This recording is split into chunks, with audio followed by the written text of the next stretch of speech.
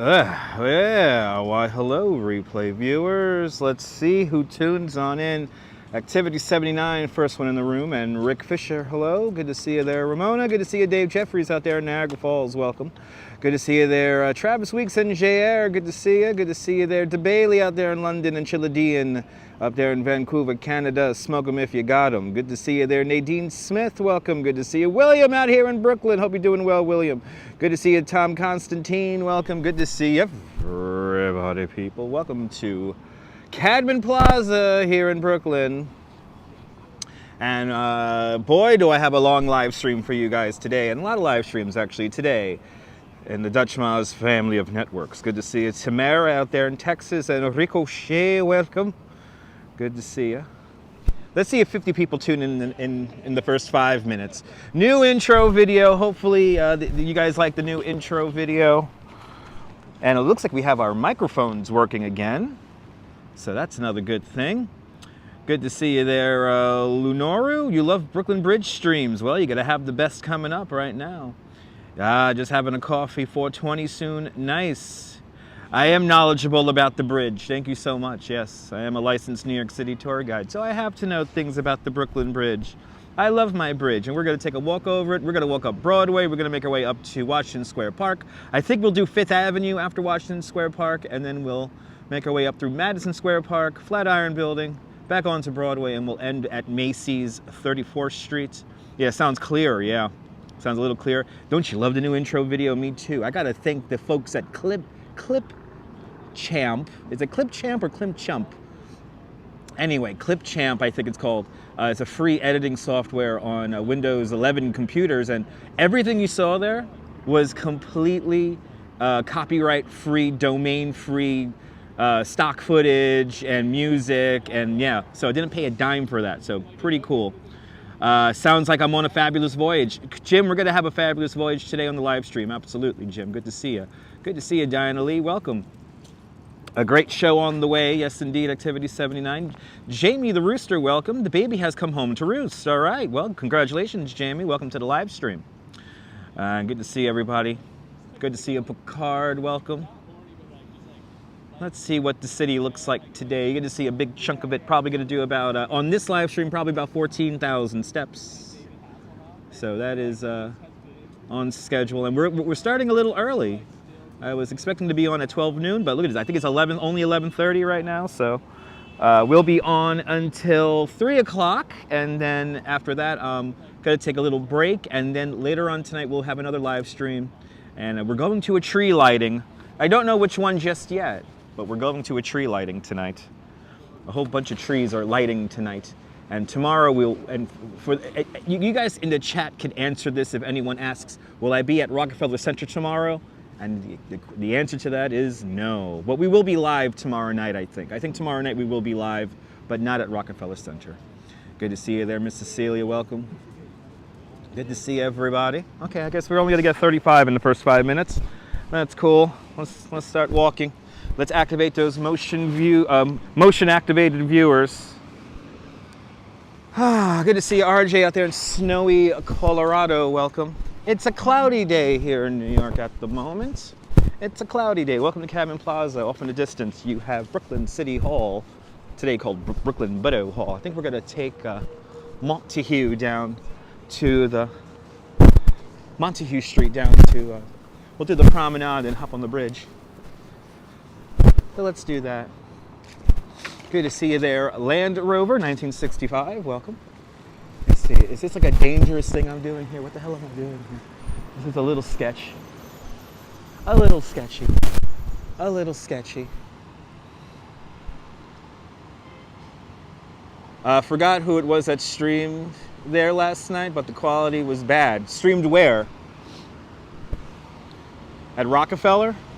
Rockefeller doesn't have the best signal as of late. Good to see you, Jeanette Trainer. Welcome. It's tough to get a signal in Rockefeller when the crowds are thick. So I'm going to, in future endeavors for Rockefeller Center, I'm going to try to get there like crazy late so that the crowd is a little thin. And we will be doing our tradition on this YouTube channel and over on Periscope when I first started live streaming. We watched the tree shut off. So we will be watching the Rockefeller Center tree shut off in these few coming days. So stay tuned. But it's tough to live stream in Rockefeller, so signal is a little wacky. Last time we were there, we got caught up in the crowd. What was that, Saturday? Got caught up in the crowd over there. All right, 41 degrees. It's 11:37 here in Brooklyn. We're walking down Montague Street, and the history is all around us. One of my favorite plaques. I love this plaque. To think it happened, not in this building, but on this corner. This happened. Pretty cool. Pretty cool.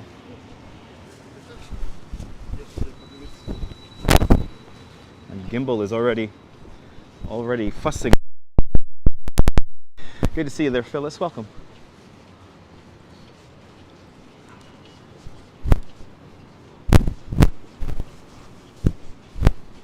And Nellie. Welcome, Nellie.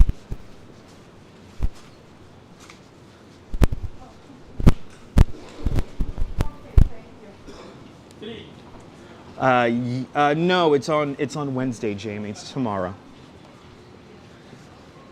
It's tomorrow. And tomorrow plans to be a bit of a rough day weather-wise, but fine.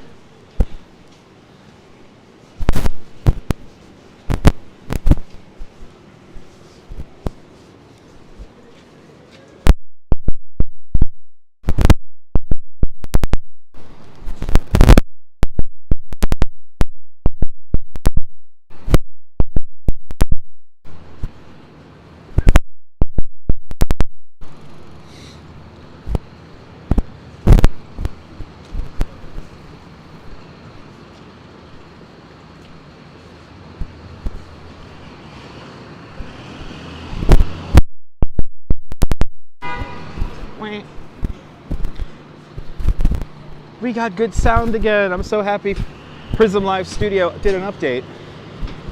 It seems to be working good. It's not glitchy. We're gonna switch cameras when we get to the waterfront here. This is great. Happy to have my microphones back. Is the mic cutting in and out?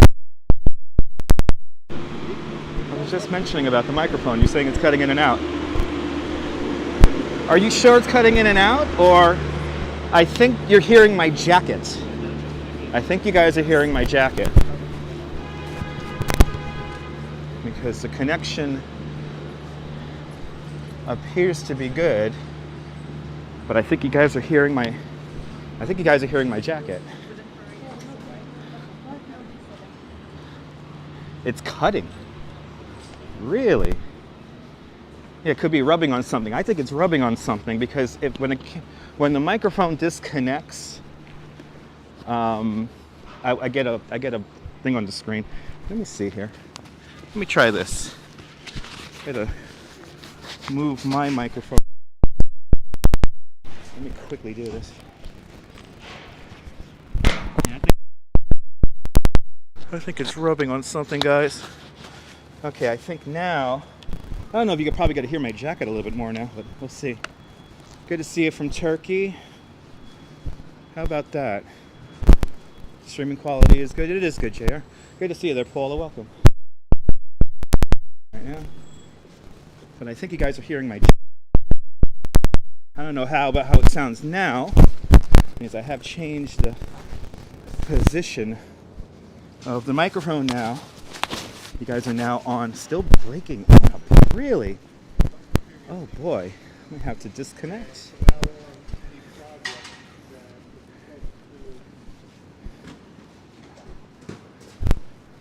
All right, we're gonna have to fix this. A bit. All right. We're gonna have to try something here. Okay. Stand by, guys. Stand by. I think, I guess the microphone system does not work to par here.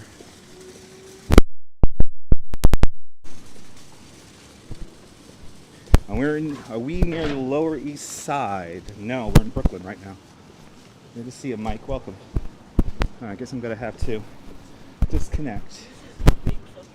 We're going to have to disconnect microphones here.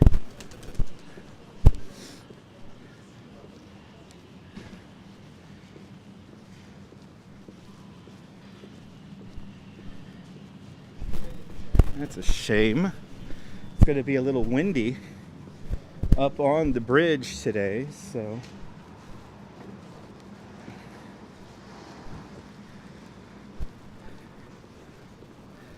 nice trees indeed.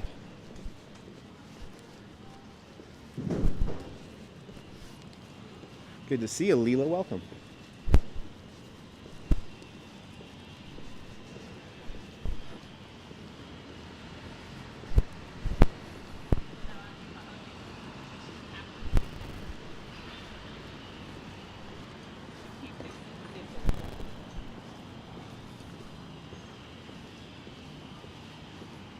Sounds good now. Okay.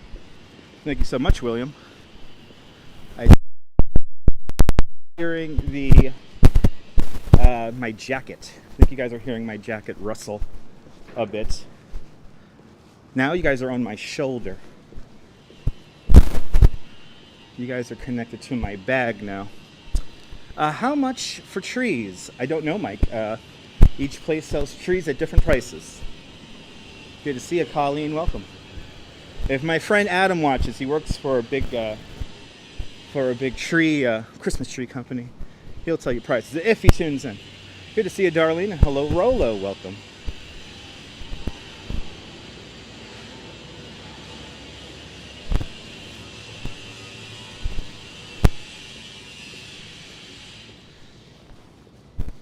Joshua Johnson. Hello. It's good now. All right.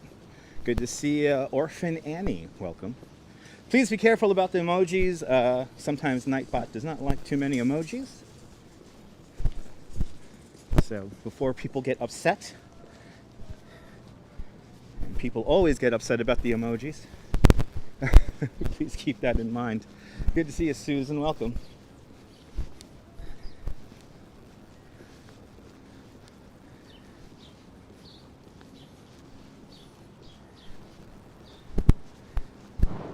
You guys probably hear my jacket. It's not static, it's not the connection, it's my jacket rubbing on the microphone. So hopefully we have remedied that, because the signal from the microphones looks strong and solid. Nothing's disconnecting. So I think you guys were mistaken with the sound of my jacket. I could be wrong though. I don't have an external monitor. Yes, 25 days till Christmas, suppose. Is it 25 or 26 days? Forgot what it is, like 26 days to Christmas. It's sweeps time here in New York City. If you're a New York City live streamer, there's so much content coming out. No one person can truly cover it all.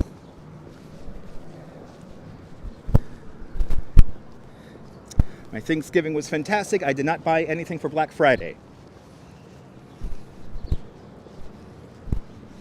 Yay! 26 days. Thank you so much, Miss Cecilia. Good to see you, Rob Law and Robinson Lopez. Boa tarde, Brazil. Boa tarde. Yeah. There it is, everyone. We're going to walk from here at Pierpont Street. Or sorry, not Pierpont Street. Montague Street. We're going to walk from Montague Street here in Brooklyn Heights. Now I'm going to make our way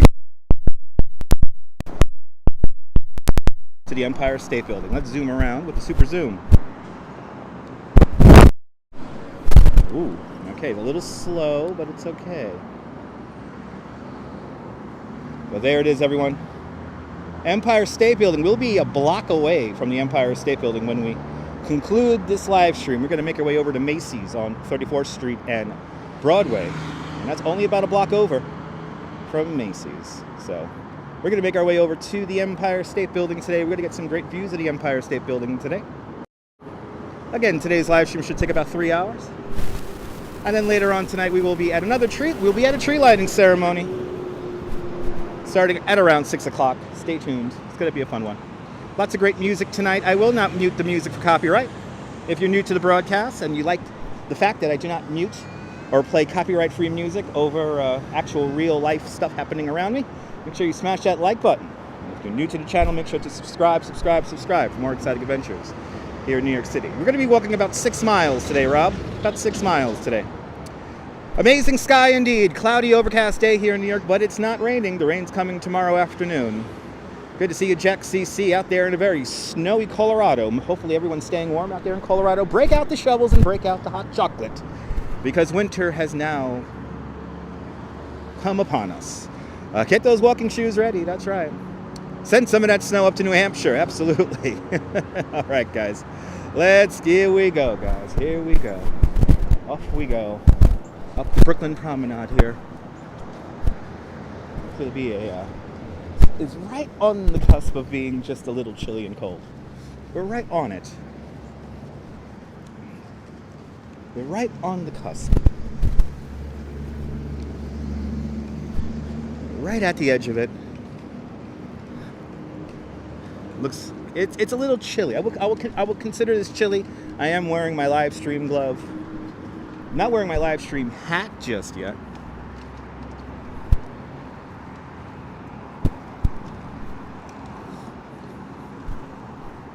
But yes, we will be at a tree lighting ceremony tonight. I'm not going to tell you which one, but we have covered this tree lighting ceremony in the past before. We actually, here's a little hint about the tree lighting ceremony we're going to.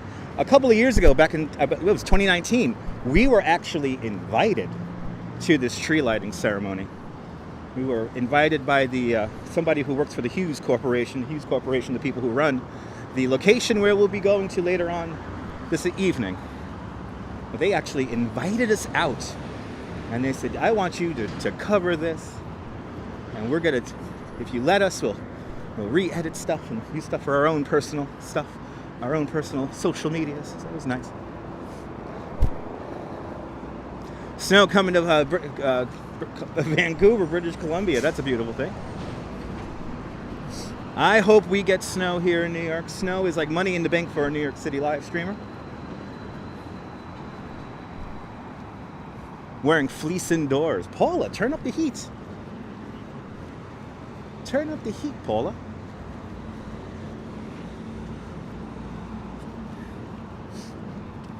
Listening to the Bowery Boys on the way up here, doing a fascinating episode about Marilyn Monroe's time when she lived here in New York. And I'm not gonna tell you what exactly was said in the podcast from the Bowery Boys, but kind of made me cry a little bit. So I'm feeling very nostalgic today as we walk around New York City. If I lived in New York, you'd be visiting. Oh, how awesome! Yes, indeed. Yes, indeed. Good to see you, Beverly Cole. Welcome. Good to see you, Gregory Kelly. Welcome. Isn't it great that you could virtually visit places? It really is amazing. We do live in an amazing time right now that I could show you guys this.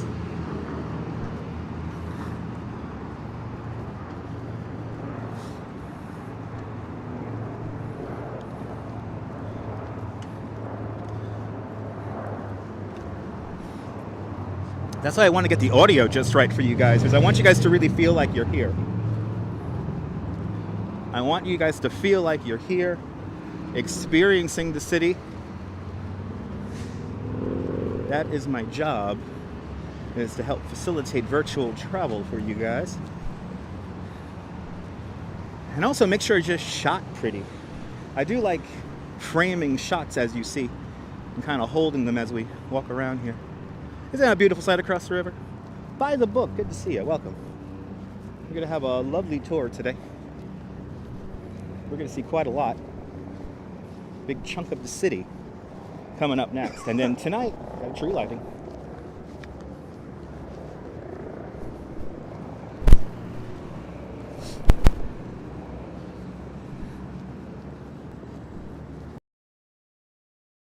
Back into Brooklyn Heights here, and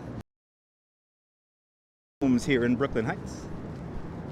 Coming up to Clark Street. Here at Clark Street, we have some great illustrations, if you will, of the progress of the Lower Manhattan Skyline. Let me show you them right now. So this view from 1776. There's a view from here, 1776.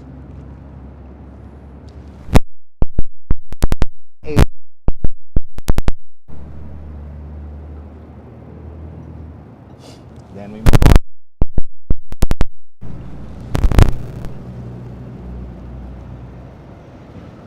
on. And then we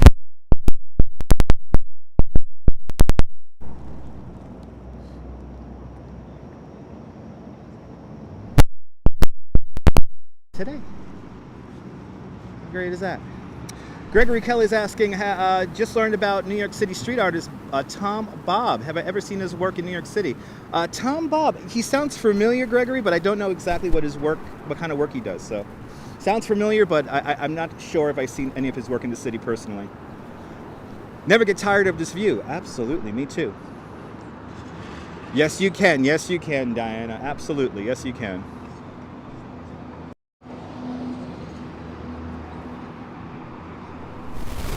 We're going to make our way all the way up to the Empire State Building. We're going all the way up there, but first, we have to go over the Brooklyn Bridge. Brooklyn Bridge is always awesome. Should be a lot of people on there today.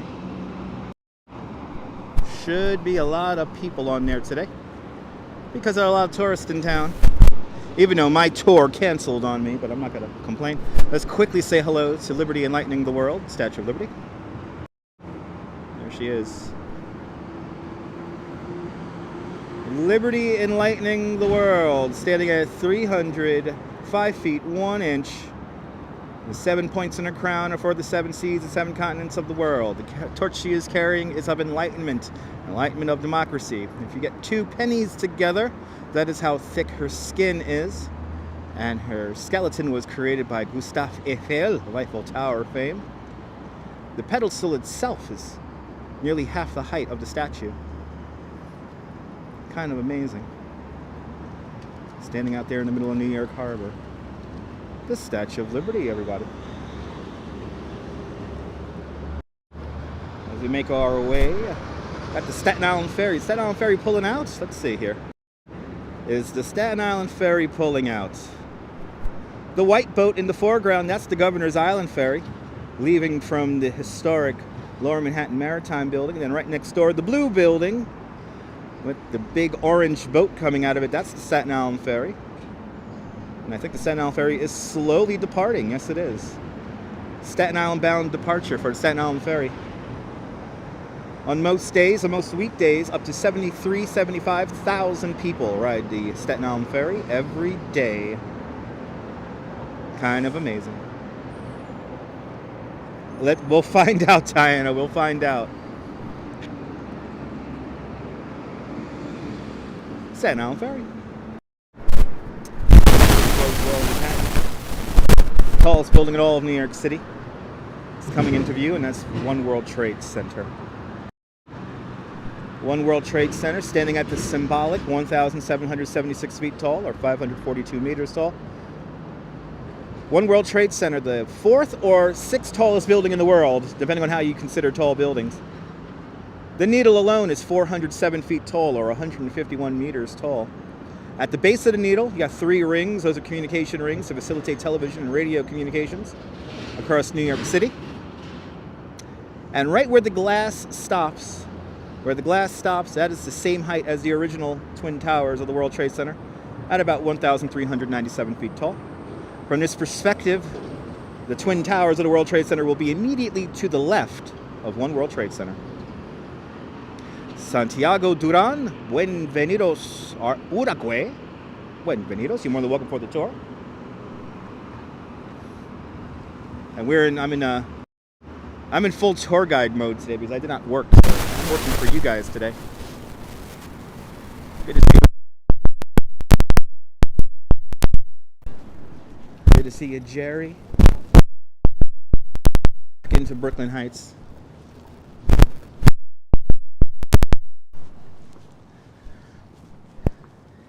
We're going to walk through Brooklyn Heights here, do a little zigzag here, show you some.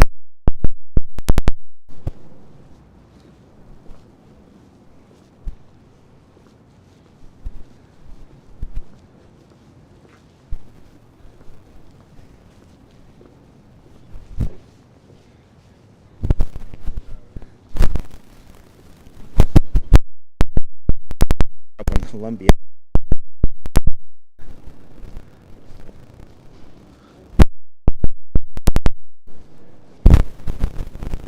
One of the 10 neighborhoods to live in. What's wrong with the sound? Is the sound really crackly, guys? I'll change my... Let me know. I have problems with the microphone. Is the sound of my jacket disconnect?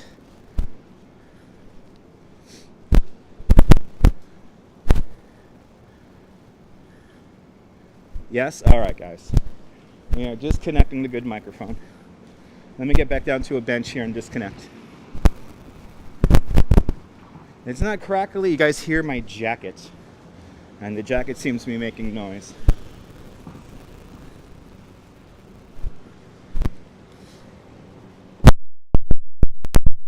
Sound is cutting out for you all together. All right, let me disconnect. Hold on, guys. I thought the sound was better, but I guess not.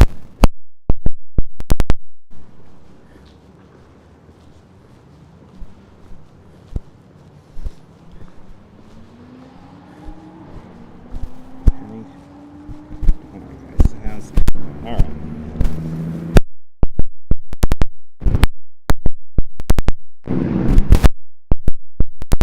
Jack.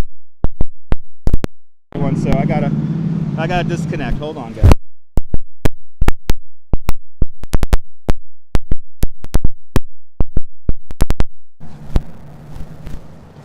Live television, folks. Live television.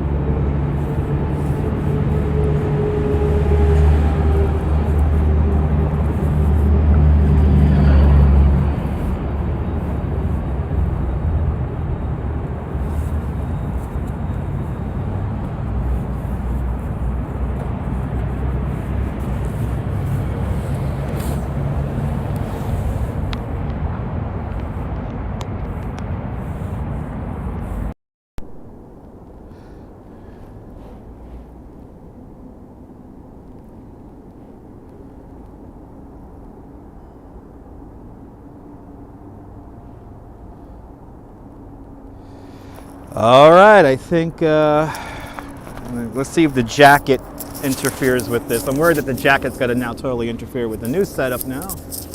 We'll find out. Actually, no, I'll do this. This should be good. You may hear the jacket rub from time to time on the microphone, okay? So if you hear the jacket rub on the microphone, I'm sorry about that, because this is all I got. Much better, okay? Much better now, all right. Pro Eugene, good sound, thanks, man. You're more than welcome. Dutch, you need to hear your dulcets, okay?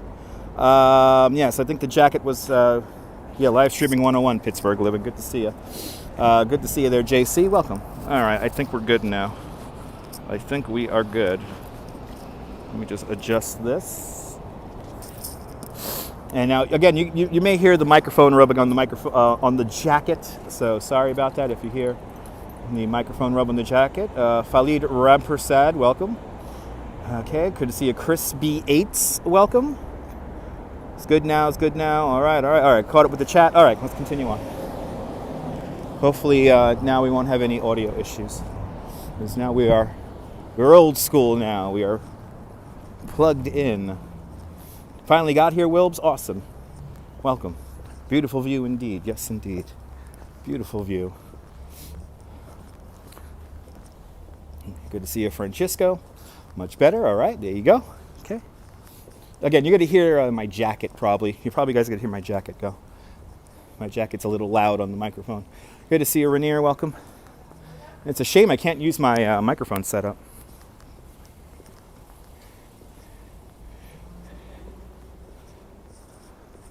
All right. So where am I at? I'm in Brooklyn Heights right now. And I'm right now walking along Pineapple Street here in Brooklyn Heights. And across the street, one of the oldest homes in all of New York City is appearing in front of us. This beautiful house was built in 1829. It's always been a private residence. One of the oldest continuously used private residences still standing in New York City. Got here in time for the good sound? All right. Go Hero Pro 10? No. Pro Eugen. If you want to know the equipment I'm using, it's in the description below. Don't you love this house? They were filming, I think, Marvelous Mrs. Maisel in there recently. Got it sorted. All right. How's the weather? The weather is, it's a little chilly, but it's not cold. Not too bad. Charming street. Yes, it is. Yes, it is. It's Brooklyn Heights. Now we're on the famed and historic Willow Street. And coming up here on my left-hand side is number 70 Willow Street. And this house was built in 1842. This is where author Truman Capote lives, or he used to live. He wrote 2 books in this house. In Cold Blood and Breakfast at Tiffany's was written in this house right here. Today, in more modern times, one of the head programmers and founders of Rockstar Games lives here. So if you ever played the game Grand Theft Auto, you have helped pay for this house. Let's catch up with the chat here. Looks very Dutch. Yes, indeed, Jeff. We'll walk down one of the oldest streets in all of New York, Jeff. Laid out in 1632 by the Dutch. You're in Bucharest, Romania. You love New York City. Awesome. You helped to visit for Christmas, Queens, Manhattan. Awesome, Khalid. Hopefully you come out. Coming out to New York. There you go, Rob. Yeah. Brooklyn Heights, one of the first landmarked neighborhoods in New York City. This neighborhood was landmarked in 1961. And the townhouses range in price anywhere from $7 to $8 million, $12 million, all the way up to $44 million. Good to see you, Juice Gold in California. No have visa. Okay, sorry to hear that.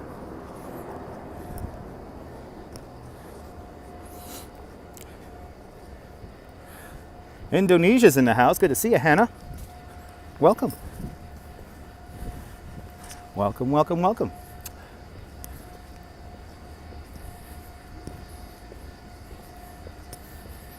And Miguel Gonzalez is here. Hello, Miguel. Welcome.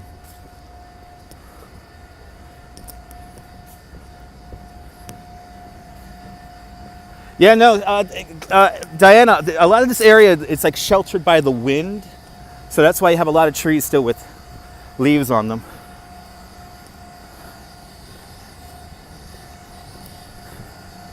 Yes, indeed, Rob. Rob, by income, this is the 5th most expensive neighborhood in New York City. Right? Pretty leaves, right? Yeah. It's that season we get to really enjoy the color of the trees.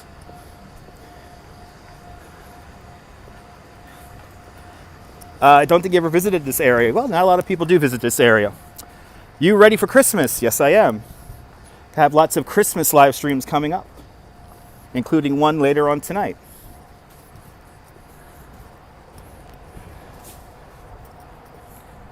Very expensive to live here, absolutely. Court Street was so awesome in 1998. Okay, awesome. Well, Court Street hasn't changed much since 1998.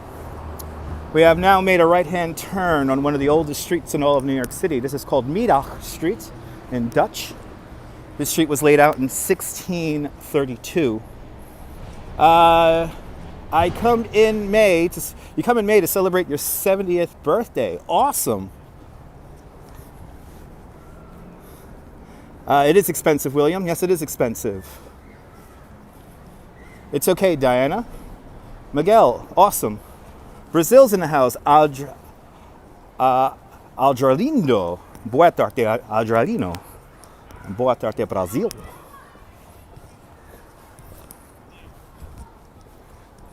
Ja, wegkomen.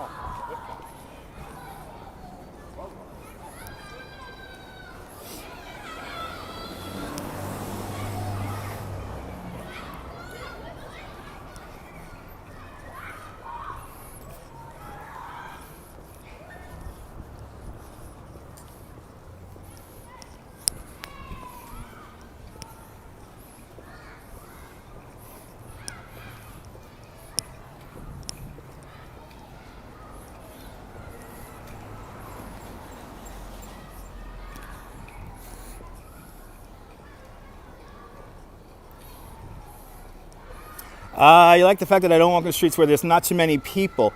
Well, Iondell, that's the whole point of these live streams, is to show you a little bit of everything of New York, not just Midtown. Good to see you, Chris Spates. Welcome. School? Yes, there's an elementary school right over here. That's an elementary school right over there. Where is everybody? Ciao from Venice, Italy. Buongiorno, Italy. Once we get onto the Brooklyn Bridge, there'll be more people. And then we'll be in Manhattan after that. So there'll be definitely more people as we make our way up Broadway today. New York City is large, more than just Midtown and just more than just Manhattan. That's where we're starting here in Brooklyn Heights.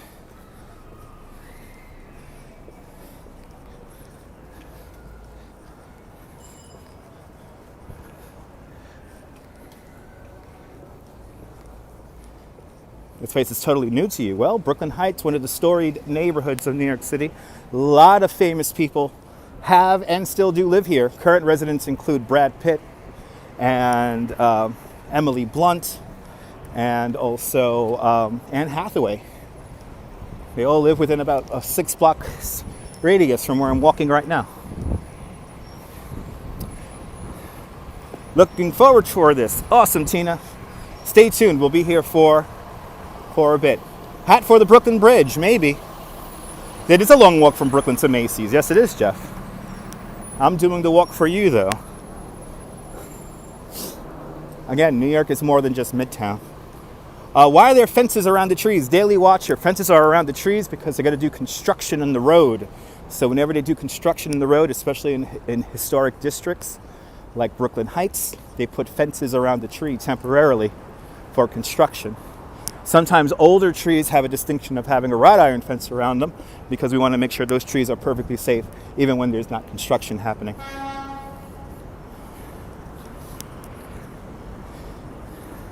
But hello, Daily Watcher, welcome. As we enter Cadman Plaza. This is the modern park that was built in 1955. Before this park was here, this was a whole maze and congregation of trolley sheds, terminus points for trolleys. It was quite hectic around here. Not very pleasant as it is today. Off in the distance, the federal courthouse, and a little bit closer to us, the Office of Emergency Management. The new Office of Emergency Management, which is Office of Emergency Management, is right there, federal courthouse right down there.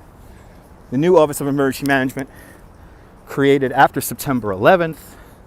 The original Office of Emergency Management was on the 47th floor of number 7, World Trade Center.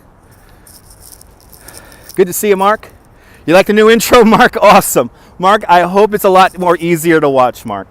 I'm really sorry about that other intro I made, because I should have been more cognizant of viewers with epileptic issues. So thanks for your input, Mark. And I'm glad you enjoyed the new intro. Welcome to the show. Ahmed, good to see you, Ahmed. Welcome.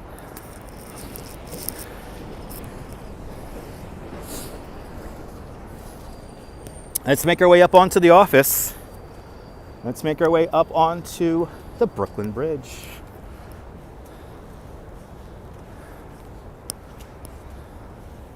You're more than welcome, Mark.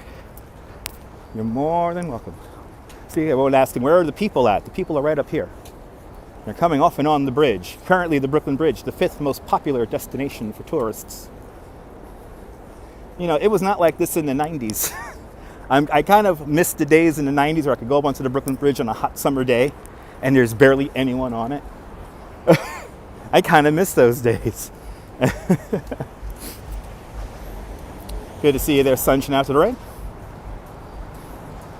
Are those small parks safe at night? Cabin Plaza is pretty safe, Rick. There's always a lot of police around in this area, so I would consider Cabin Plaza very safe at this time, at any time of day. All right, guys, here we go, Brooklyn Bridge.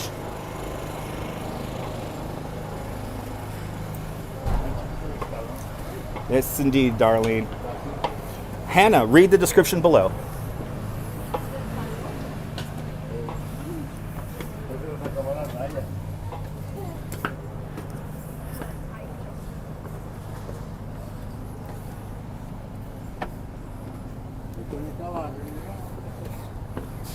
Yes, indeed, Rob.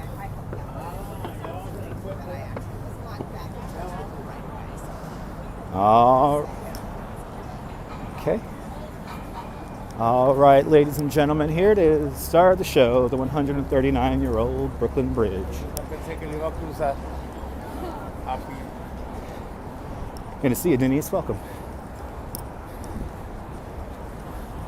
A lot of people up on my bridge today.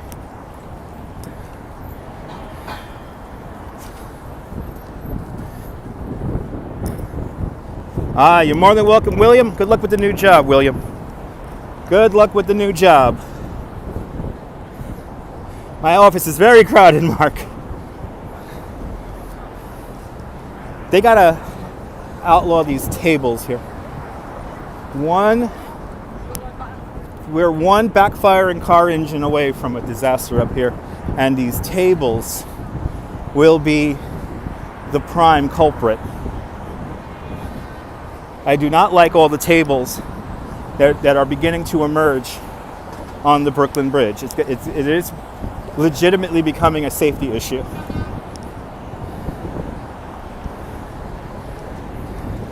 So this guy here, he has a board out. Now imagine if you have a whole mass of people coming off the bridge. They're going to go right into that, and they're going to topple over. See how these are like metal? Not very safe. Good to see you, Dan. So, Rick, these are First Amendment vendors, and First Amendment vendors can kind of pop up in kind of weird spots. So, it's a little weird like that. Today is a good day to go out, JC. Yes, it's going to rain tomorrow. It is crazy, Darlene. Smiley Jones, one day you will walk the bridge, but guess what? You're walking it right now, thanks to the power of the internet. But here it is, ladies and gentlemen, the 139-year-old Brooklyn Bridge. Steam power, horsepower, and raw human power, that's what's built the Brooklyn Bridge. Built in an era before electricity. The Brooklyn Bridge is truly a handmade modern marvel. It took 14 long years to build the bridge, between 1869 and 1883. Years during which Thomas Edison invents the light bulb and the phonograph. Alexander Graham Bell invents a telephone. The buffalo were killed off the Great Plains. The catcher's mask and curveball were introduced to the game of baseball. In Washington, President Chester A. Arthur installs plumbing in the White House. And in Europe, Picasso and Einstein are born. Just some of the things that were happening in the world while we were building the Brooklyn Bridge. The Brooklyn Bridge is a vision of a true genius, a Renaissance man of his time. His name was John Augustus Roebling. John A. Roebling immigrates to the United States in 1832 from the walled village of Mulhausen, Germany, to resolve his destiny in all that space, as his family said. When John Roebling first immigrates here, he moves to a place in western Pennsylvania and creates an agrarian farming community called Saxonburg. This community was along the Beaver Canal. And on a regular basis, John Roebling would notice the hemp ropes that were pulling the barges up and down the canal would snap and break, killing and maiming people in the process. So, John Roebling devised a method to twine steel cable around a hemp rope, and he created one of the first steel wire manufacturers here in the United States. The company made him immensely rich, and it saved him from the drudgery of the farm. After that, John Roebling goes into his main vocation, which is being a civil engineer. He's a bridge builder. When he was going to the Royal Polytechnic School, he studied the concept of suspension bridges, and he was always fascinated by the suspension bridge form. He saw it as a way of mathematics complementing the natural world. John Roebling builds his first bridge just north of Niagara Falls, over the Niagara River. And this Roebling Bridge, his first bridge that he ever built, opens up in 1848. This bridge was quite spectacular, going over the falls.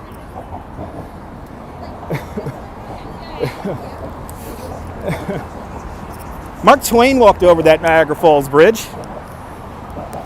Mark Twain walked over that bridge, and he very famously said, and I quote, "You drive up to a suspension bridge and divide your misery, falling 200 feet below into the river, or having a train overhead fall down on top of you. Each create the aggregate for positive unhappiness."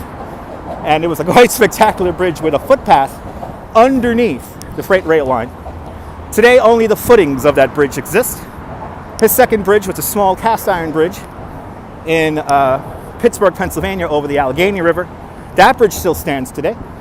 And then his third bridge, which was at the time the world's longest suspension bridge. That bridge, the Ohio River Bridge, spanning over the Ohio River in Cincinnati, Ohio, today called the Roebling Bridge, opens up at around 1855, 1856. In 1867, the cities of New York and Brooklyn award John Roebling and Sons, the premier steel wire manufacturing company here in the United States, the contract to build the Brooklyn Bridge. When John Roebling hears of this, he is still completing his bridge in Cincinnati, Ohio. He gets so excited that he draws up all the plans and estimates cost in just 3 months. John Roebling even paints these highly detailed oil paintings of some of the building processes for the workers who could not read or speak English. He was a quite hands-on man. But unfortunately, just 2 weeks in the construction of the Brooklyn Bridge, John Roebling dies. So, the contract is awarded in 1867, but the cities of Brooklyn and New York do not get the money together until 1869. And in August 1869, construction finally commences. Just 2.5 weeks into construction, John Roebling and his son Washington Roebling were doing survey work at the Fulton Ferry Landing. They were trying to figure out where the towers are going to go. They're going to try to figure out where the anchorages are going to go. And they were standing right at the edge of the ferry dock called the Rack. Well, a ferry boat came into dock. And unfortunately for John Roebling, his foot falls through a broken wooden plank in the pier. His foot gets wedged in the pier. The ferry boat comes in and crushes his foot. John Roebling was a hydropathist. He believed that water cured everything.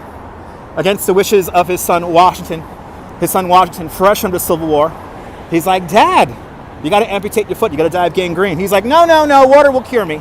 And John Roebling proceeds to cure himself by drinking mineral water and pouring ice cold water on his open wound.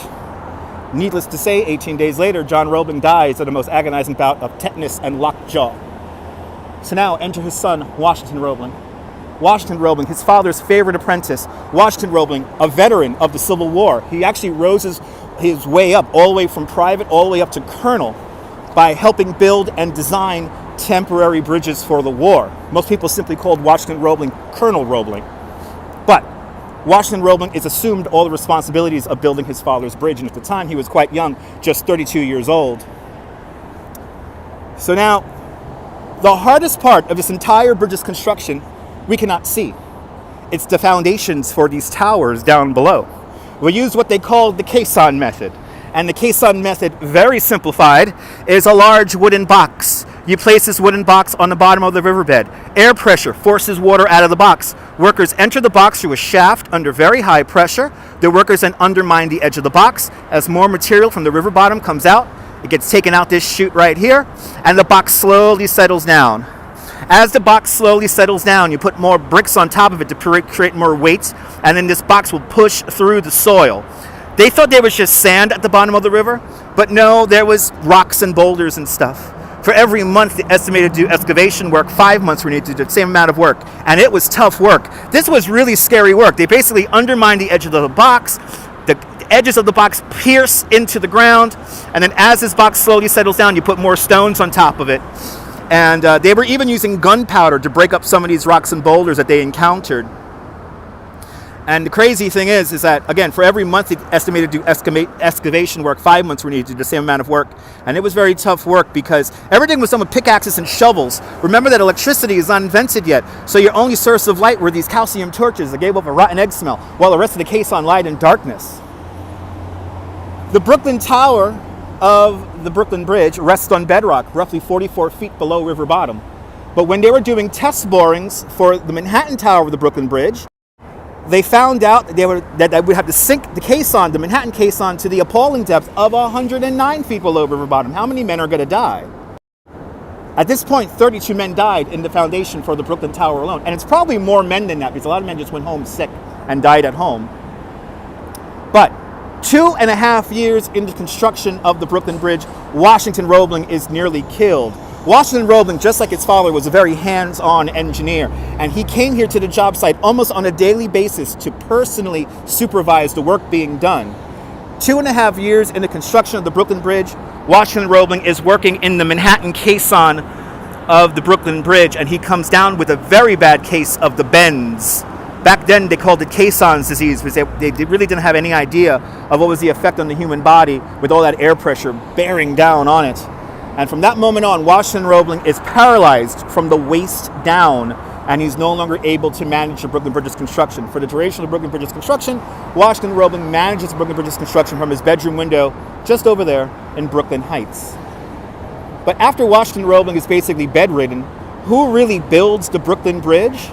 Well, Washington's wife, Miss Emily Warren Roebling. Miss Emily Warren, the sister of the general she served under, she was a quite educated woman for her time. And at first, Miss Emily Roebling just a simple dictation here on the job site, reports that back to Washington over in Brooklyn Heights. But then over the years, Miss Emily Warren Roebling becomes quite fluent in advanced mathematics, architecture, and engineering.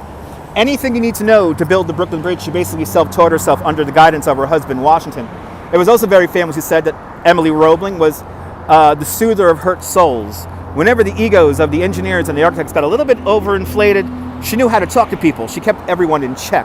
We have to finish this Brooklyn Bridge.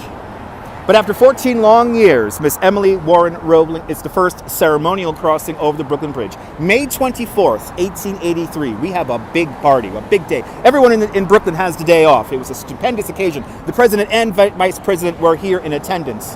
And again, Miss Emily Warren Roebling was the first ceremonial crossing over the Brooklyn Bridge. She rides over the Brooklyn Bridge in an open silver and white carriage, and she was cradling a rooster. The rooster was a symbol of victory. When she arrives over to the Brooklyn side, there's over 20,000 people waiting for her. And then for the rest of the day, we have a big party. Army regiments and marching bands from all around the world march back and forth over the bridge in a procession that lasts all the way till sunset. And then that night, we have probably one of the greatest fireworks shows in New York City history. Nearly 14.5 tons of fireworks were released from the bridge in a fireworks show that lasted nearly 3 hours. From what I have researched about this fireworks show, it was a very beautiful, stupendous, and chaotic. And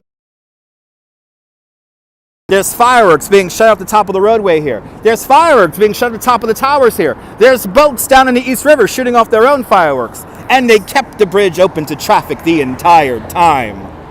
Kind of amazing. Every day, 109,000 people cross the Brooklyn Bridge, and we're going to be some of those 109,000 today. But now, let me get back to your comments. All the people who cross the bridge know nothing about its history. Absolutely. Don't you love the history of the story? Absolutely. Emily Roebling was amazing. A time machine would be nice. Zalico, happy Tuesday. History of the bridge is breathtaking. Absolutely. Bagels and walks. Good to see you, bagels and walks. The bends will do that to you. Yes, indeed. It is very chilly. It's a little chilly over here. It's not haunted, Dan. It's not haunted. Chris, I'm glad you enjoyed the tour. Glad you enjoy it. Isn't it an amazing story? Our Brooklyn hot dogs, nice. They're okay. That is a sad situation for the sun. You like my camera action? Thank you so much there. A very imposing view. Yes, indeed. What a view indeed. Da-da-dee-dee-dee. Atya Sukarar, welcome. Welcome to the show. Let's keep on going here. Yes, indeed, buy the book. I agree. How many minutes would it take to cross the Brooklyn Bridge? About a half hour. Is it safe for New York for a solo trip? Yes, it is. Good to see you, Bagels and Walks. How cold is it in New York City? It's like 40 degrees. Yes, indeed, yes. It stands, but barely. I'll go over it every day. Yes, indeed. Sally Sipico, welcome. Very relaxing, sitting at home. Awesome. Enjoys the relaxing day at home. Mr. Roebling would not appreciate the vendors on the Brooklyn Bridge. No, they would not. Is Brooklyn cheaper for hotels than Manhattan? Smiley Jones, it depends. Looks like they have some nice stuff. I wouldn't buy it. Good to see you, Robert. Welcome. I always thought the Brooklyn Bridge was a romantic place. Jeff, it is romantic. Mark, I talk to the DOT all the time about removing the vendors from the bridge. Another John Wick location. There you go. What time is it here? -5 GMT. And we caught up with the chat. Yay! I caught up with the chat. Arjan, good to see you, Arjan. I love the Brooklyn Bridge too. Wasn't that a great story, Brian? Isn't this fun, Sally? Yes, I did totally school you. That's my job, people. That's my job, is to tell you guys the great things about New York. It's more than just walking. Ladies and gentlemen, this is the greatest city in the world. When you walk the streets of New York, you're walking inside the 20th century machine. Are big trucks allowed on the bridge? No, they're not, Audrey. Only cars and vans. The only trucks that are allowed over the bridge are fire trucks. Here is the builder's plaque for the Brooklyn Bridge. Without these three people, we would not have our Brooklyn Bridge. Top billing goes to Miss Emily Warren Roebling. Then after that, Colonel Washington Roebling. And then, of course, the father, John Roebling, right here. But we always have to remember that on the back of every great work, we could find the self-sacrificing devotion of a woman. Without Miss Emily Warren Roebling, we would not have this Brooklyn Bridge built. So thank you to the Roeblings, thank you to Emily, thank you to Washington, thank you to John for this amazing bridge that will always stand the test of time. And Darlene with a $20 super chat. Darlene, thank you so much for the big $20 super chat. Thank you so much for joining today's $5 club 4 times today. Much, much, much, much, much appreciated. Thank you so much, Darlene. Yes, paid for my breakfast, and you paid for my Metro card. So thank you so much, guys. Thank you so much. I didn't work today, so I really do appreciate every single super chat today. And hit that thumbs up. If you can't do a super chat, do a thumbs up.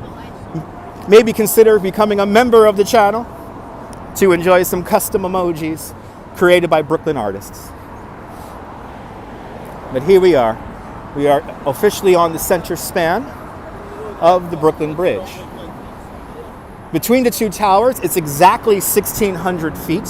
If we count the on-ramps, it's a little under 1,800 feet. The towers of the Brooklyn Bridge were the tallest man-made structures on the North American continent, where they were completed in the summer of 1875. They held that title for nearly 40 years. To give you a true perspective of when this bridge was built, the week they completed the Manhattan Tower of the Brooklyn Bridge, General Custer lost at the Battle of Little Bighorn. Kind of amazing. Great to see you, Julio. Welcome. How much is a Metro card? $2.75 per ride. There you go, $33 for a 7-day, even though I don't buy the 7-day. And now we have an Omni card, so I don't have a Metro card anymore, I have an Omni card.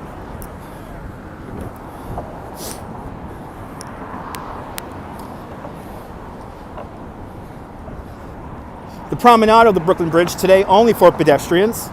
This promenade is in the exact same location as it was 139 years ago on May 24th, 1883. It's made of wood because this part of the structure moves the most. John Roebling understood that the steel of the Brooklyn Bridge would expand and contract depending on the temperature. He also knew that the roadway will act like a giant sail in the wind. So what he did was just over-engineer the heck out of everything. This bridge is over-engineered to a factor of 6. Most modern bridges are only over-engineered to a factor of 3 to 4. So this bridge is going to stand the test of time. Daily Watcher, you subscribed? Thank you so much. Murphy's Law always dictates that people stand in the narrowest spot of the bridge here. This is actually not a great picture, to be honest. As we make our way across the bridge. One World Trade Center just off to the left-hand side of the Brooklyn Bridge at the moment. I'm going to show you in a moment how much the bridge moves. I'm going to show you the expansion joint of the Brooklyn Bridge. Off in that direction, we have Midtown, Empire State Building, all the buildings of Midtown off in a distance over there. And of course, the ugly cheese grater building that nobody likes.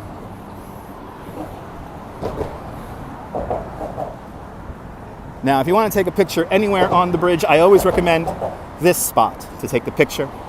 Welcome to the expansion joint of the Brooklyn Bridge. How much does the bridge move? Well, this is how much the bridge moves. Look at all the oil on this. If it was colder, we would be able to see this move around just a little bit. It's a little bit too warm to see the bridge move a lot. But believe me when I say that the bridge is moving. And this is the expansion joint. This is the very center of the Brooklyn Bridge. Got a great view of Brooklyn here, Verizon Narrows Bridge, Governor's Island, Statue of Liberty right over there. Lower Manhattan, One World Trade Center right here. This is New York by Frank Gehry, right over there. One of the great views in all of New York City. As we come over here, our final destination off in the distance. Midtown Manhattan. We'll start from the east side and work our way west.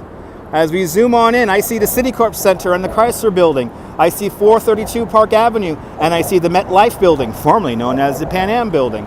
Then I see One Vanderbilt coming into the view, and then I see the narrowest skyscraper in all of New York City and the entire world, the Steinway Tower, 111 West 57th Street. Then after that, I see the Empire State Building, and just behind the Empire State Building, the second tallest building in all of New York City, the Central Park South Tower. As we keep on going towards the west, we're going to have all of Hudson Yards come in. There's Hudson Yards coming, and the building that looks like the duck with the edge on it. The duck right over there. And we can actually see the spiral, too. The spiral's actually in the shot, too, if you know where to look. Love the Chrysler Building, me too. Your favorite bridge, but the views on the Manhattan Bridge are better. Yes, indeed, Bagels and Walks.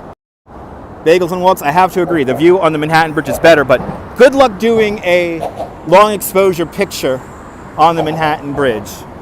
The Manhattan Bridge moves quite a bit when subway trains go over it. Manhattan Bridge, are those apartments or condos? It depends, Audrey, on what building you're talking about. There's lots of buildings in the shot. You saw a mix of everything. You saw condos, you saw apartments, you saw rentals, you saw SROs, you saw retail space, you saw commercial space. You saw everything in those shots right there, so I don't know which exact buildings you're talking about. But the biggest building right here, the Cheese Grater Building, this is all apartments, this is all condos starting at $2 million. Loving this tour. You're more than welcome there, Damien. Welcome to the show. The red buildings, that's social housing down there. Those are all condos and apartments. All condos and apartments built in the 1940s and 50s.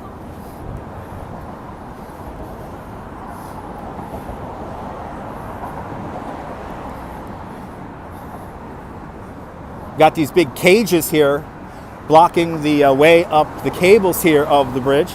That's to prevent people from climbing the bridge, but people still do climb the bridge from time to time. Please understand that once you put a foot on a superstructure of any bridge in New York City, you're committing a felony. And the ticket is punishable to up to 5 years in prison and a ticket of $1,500.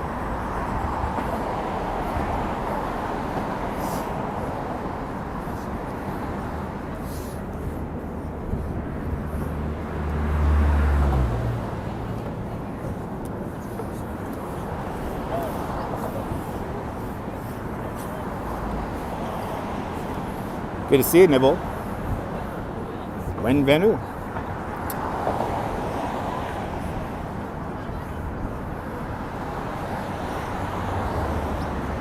As we make our way over to the Manhattan side of the Brooklyn Bridge, you're going to notice that it gets a little bit more crowded. And that is because people are too lazy to walk all the way across the bridge, so they only walk about halfway, turn around, go back to Manhattan. If you do ever walk the Brooklyn Bridge, please do me a favor as a lifelong New Yorker and as a licensed New York City tour guide, walk across the entire bridge. Enjoy the view from both sides. You could always walk the bridge, get some pizza at Grimaldi's. I don't recommend Grimaldi's. Go next door to Giuliana's. When they were doing test borings for the foundation of the Manhattan Tower of the Brooklyn Bridge, they found out that they would have to sink the Manhattan caisson to the appalling depth of 109 feet below river bottom. As they were digging deeper and deeper down, they were realizing that the sand was getting so compact, they were using gunpowder to break up the sand. So Washington Roebling takes a huge gamble and I quote, "I find this strata of sand perfectly suitable for a foundation for my Manhattan Tower. I'm quite confident it has not shifted in several million years." And he is correct. So to this day, to this very moment, right now as I speak to you, the Manhattan Tower of the Brooklyn Bridge does not rest on bedrock, but on sand, roughly 19 feet short of bedrock. Luckily, it has not moved, it has not shifted. It stayed right there. Kind of amazing. Bagels and Walks, people want to get on camera. Jeff Kelly, people want to get on camera. Bagels and Walks, absolutely. You get pizza first and ice cream after. I agree.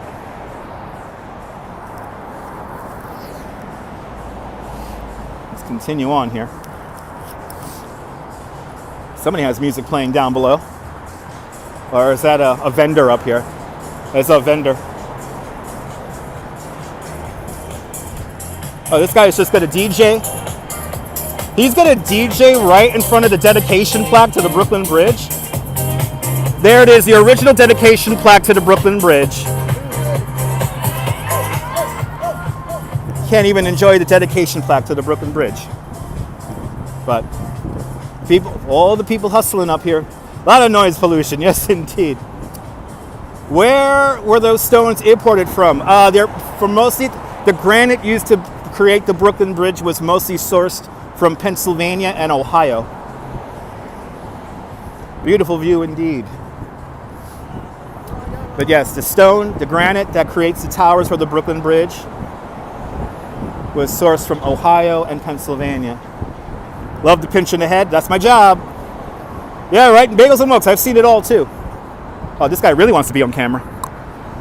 Yeah, no, I don't, but you're not special, bro. Bro, you're not special. As we come off the Brooklyn Bridge. As we come off the Brooklyn Bridge. It is truly becoming Times Square in the sky, as the New York Times once called it. As all these people are on my bridge. Good to see you, Din Din. Welcome. This is my damn office, damn it. This is my office.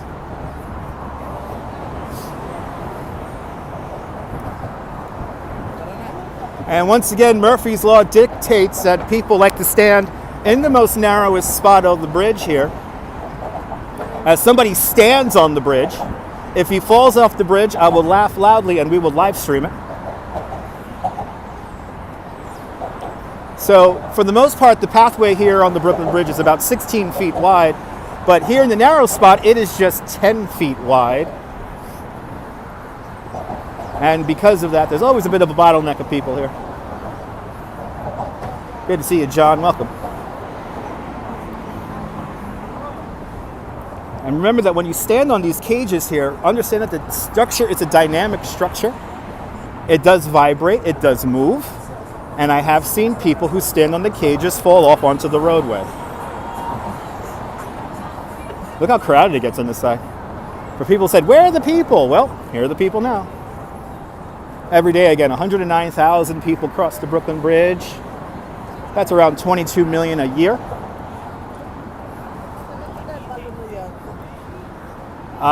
Dimitrius, Yasu Gris. Jeff, you like, remember Kids in the Hall, Jeff? Oh yeah, good times. Coming up after the Brooklyn Bridge, we're going to start walking north along Broadway. We're going to make our way down Chambers Street. And then after that, we'll make our way up Broadway. Casey Neistat's office coming up next. What time is it mostly empty? Dan, sunrise. Sunrise. And I actually recommend coming up here for a sunrise. It's one of the greatest things you could do, and it doesn't cost a dime.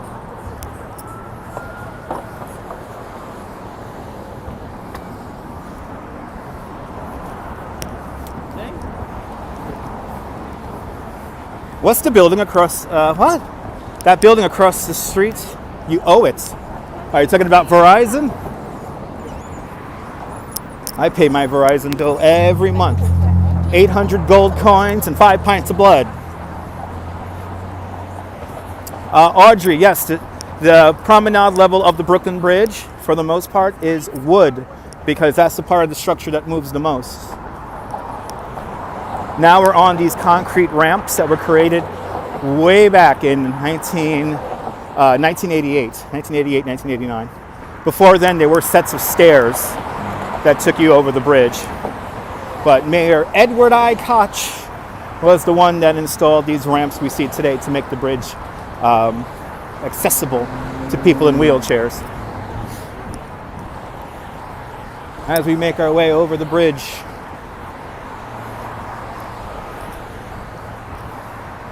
off to our right-hand side, this is a municipal building. And perched on top is a statue. She is made of copper, clad in 24-karat gold leaf. Her name is Civic Fame. She's holding up a crown. The crown has 5 points in it, one for each of our 5 buttos here in New York. Then we have this silver building off to my left-hand side. This is New York by Frank Gehry. New York by Frank Gehry, a complete rental apartment building. Studio apartments begin to rent out for around $3,500 a month. 2-bedroom apartments go for around $7,000 to $8,000 depending on the view.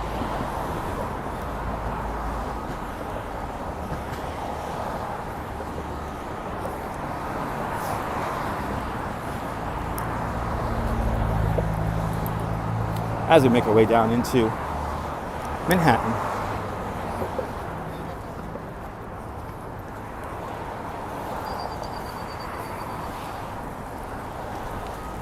Dan, you're living in a building with a 24-hour concierge, floor-to-ceiling windows, a communal roof deck, communal office spaces,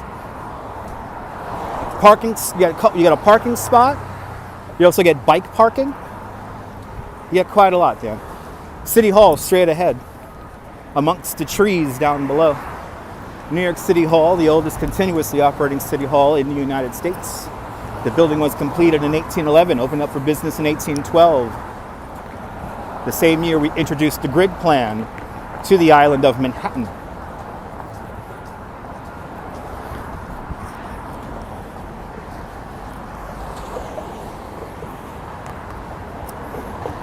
Woolworth Building coming into view, the building with the green point on it.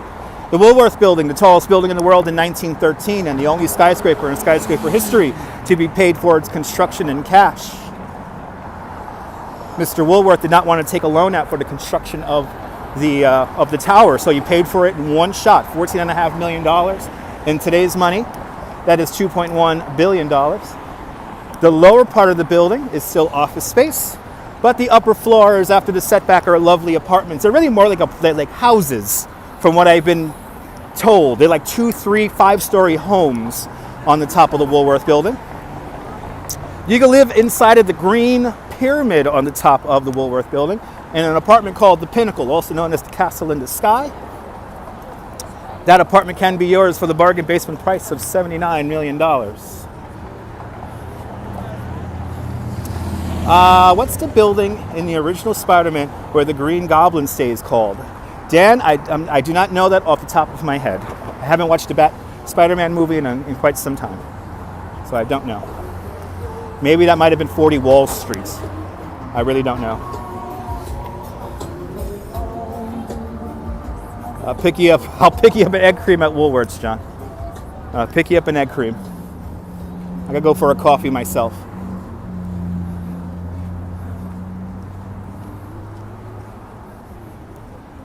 As we make our way towards City Hall. You know, it's funny, we've gotten rid of the bike lane on the Brooklyn Bridge, but now it seems like the vendors have taken up the extra space created.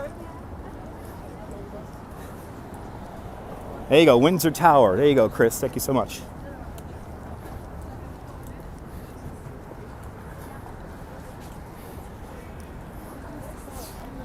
Welcome to the shopping mall that is the Brooklyn Bridge.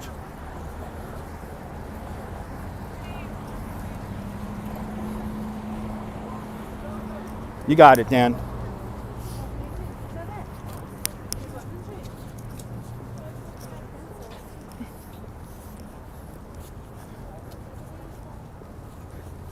And we have made it, ladies and gentlemen. We have made it to Center Street. And right in front of us is City Hall.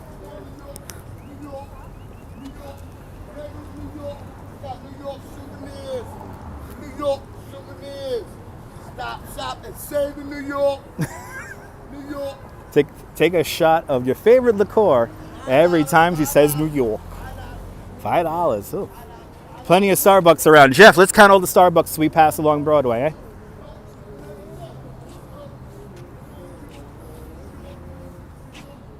Okay.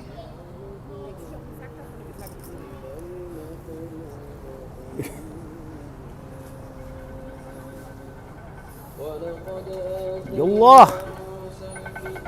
Yallah. Inshallah, they'll kick all the vendors off the bridge. Inshallah.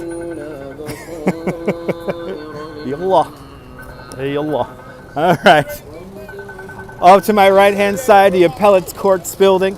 There is a physical copy of every deed in New York City in that building right over there. In front of us, the Tweed Courthouse. It took 14 years to build the Brooklyn Bridge. It took 17 years to build the Tweed Courthouse. The Tweed Courthouse, one of the most, basically one of the most corrupt politicians is named after. His name is William Marcy Tweed, better known as Boss Tweed. Boss Tweed, for the construction of this courthouse, totally fixed the prices. So instead of $40 for a window, no, it costs $80. If a door costs $20, no, it costs $40. In 1867, and I'm not adjusting this next amount for inflation, in 1867 they paid a stonemason $373,000 for 10 days of work. Kind of amazing. After that, the New York Times found out what was going on with all the thievery in the construction of this courthouse. And soon after, Boss Tweed was convicted of capital theft and murder. He was sent to bust boulders up in Sing Sing. But if you can imagine a fat old man of 73 years of age, he breaks out of prison and he's on the run from the authorities for 2 years. He makes his way all the way down south to Miami, tries to hop on a steamship to go to Cuba. That doesn't work out, so he ends up taking a steamship to Spain. Kind of amazing. But back then, in order to describe what happened in government, they described it through illustration or a cartoon. And back then, one of the greatest illustrators of his time, his name was Thomas Nash. And Thomas Nash loved drawing pictures of Boss Tweed. Boss Tweed was by far his favorite character to draw. You could say that these drawings kind of went viral for their day. And when Boss Tweed arrives in Spain, when he arrives off the ship, dock workers recognize Boss Tweed from these illustrations. Boss Tweed is quickly arrested, and then he's sent back to New York, and he spends the rest of his years alive in the Ludlow Street prison, a prison that Boss Tweed opened up himself as a New York State Senator in 1855. Kind of amazing. After that, his family abandons him, his friends and colleagues in government and finance and business all abandoned Boss Tweed. In the end, he is a lonely, penniless old man. In the end, the only family he really has is his fellow inmates in the Ludlow Street prison. He had quite a few stories to tell about his 2 years on the run from the authorities.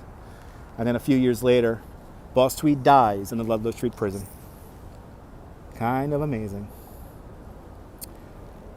Let's get back to the comments. Toronto Spots, hello from Toronto. Is there any tourist scams in this area we should be aware of? Not necessarily, no. Just the Statue of Liberty cruise people. That's the only scam around here. What else here? Okay. Yes, it is amazing how he got around. Yes, indeed, Dindin. He supposedly wore, he had disguises when he took the trains here along the East Coast. So Boss Tweed was, you know, again, he had quite a lot of money, but in the end, Boss Tweed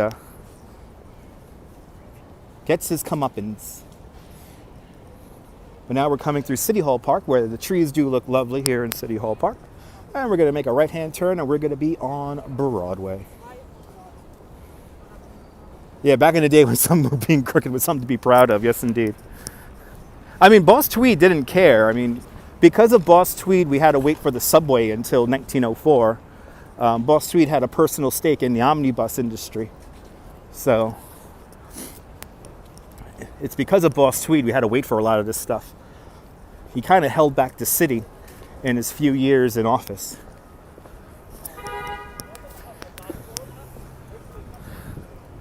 All right, now we're on Broadway. Going north from Warren Street. We're going to approach Chambers Street right now.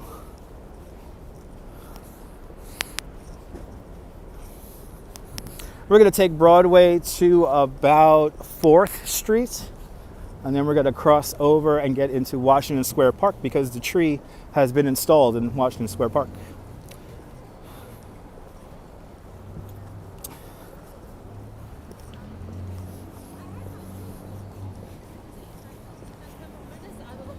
Coming up is the Sun Building. The Sun Building, the storied newspaper of its time. Yes, Virginia, there is a Santa Claus. Right here, people, the Sun. Look at the beautiful clock here at the Sun.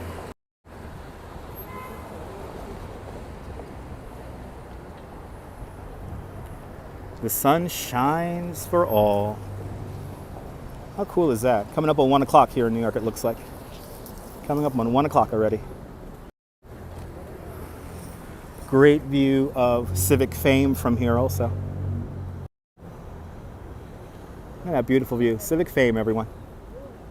Right there.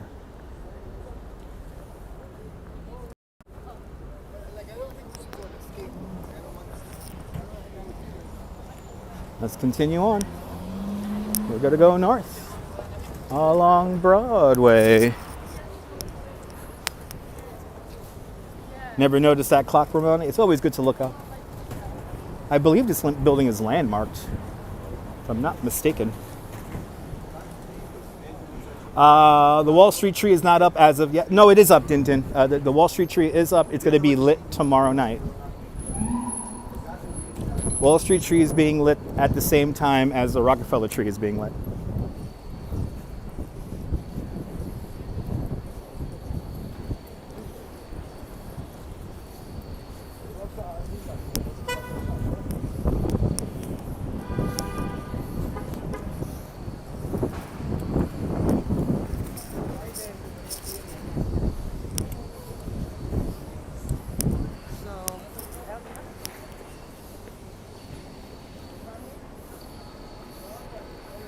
Yeah, basically the biggest scam downtown are the people who try to get you on boats that are not that do not take you to the Statue of Liberty. That's a general scheme around here. Is the tree in the World Trade Center up? Fun feeds. There's a Christmas tree across the street from the World Trade Center at Zuccotti Park, already up. The World Trade Center doesn't necessarily do a tree. They do have decorations, they do, but World Trade Center does not have a tree. There is a holiday display in the Oculus that I'll be showing to you guys in the coming days. So stay tuned. But they don't have a proper Christmas tree per se. Hope I'm answering everyone's comments and questions. Welcome to the show. If I did answer your comment and question and you have not hit that thumbs up, do me a favor, hit that thumbs up, everyone. It lets me know you enjoy the broadcast and it will help more people find the broadcast. Oh, we got a guy checking his Instagram here. And we got the light, so let's cross.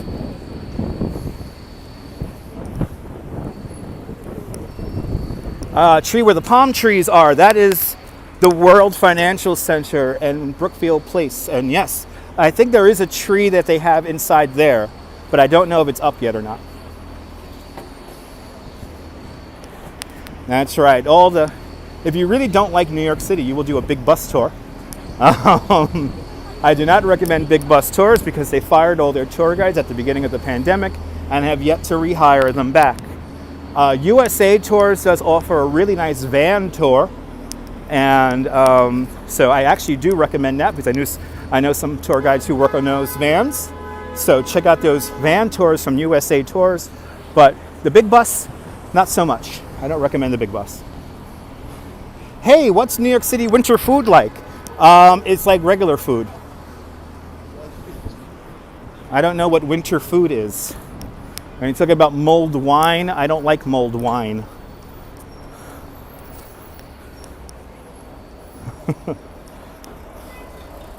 But food is food, no matter what time of year. It's New York, people. Exactly, Pittsburgh living.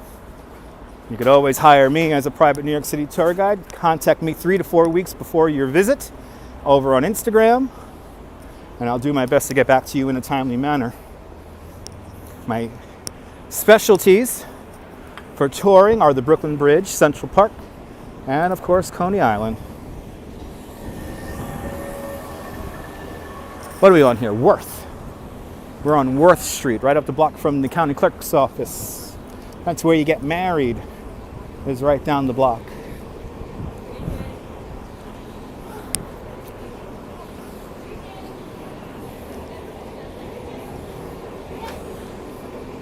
Streets in New York are amazing. It's New York. There you go, Dan.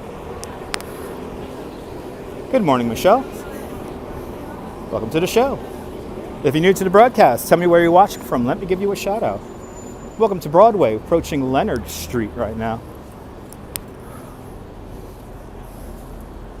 If you're also new to the broadcast, make sure you subscribe to the channel. Make sure you hit the notification bell so you know when I go live, because I tend to go live kind of on a random night. I live in Coney Island, Fun Feeds. I live in Coney Island. I live in Seagate. Michelle's watching out there in the great state of New Jersey, the Garden State. Good to see you, Michelle. Welcome to the show.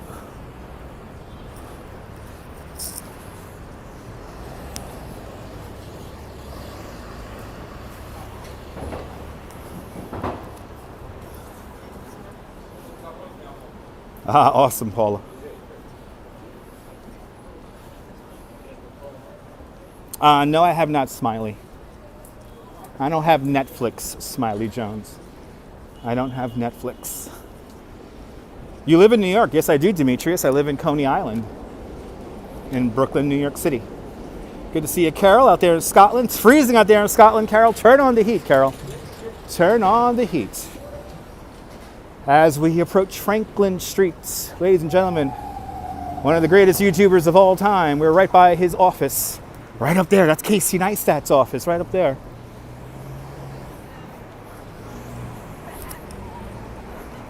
Casey Neistat's office, one of the greatest YouTuber and vloggers of all time.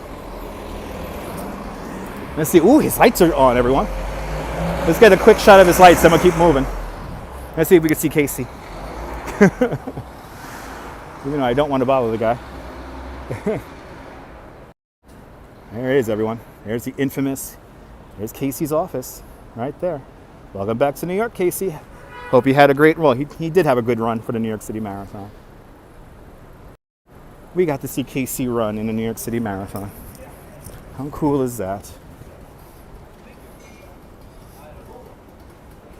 You're more than welcome, Michelle. Welcome to the show. Welcome everybody to the show.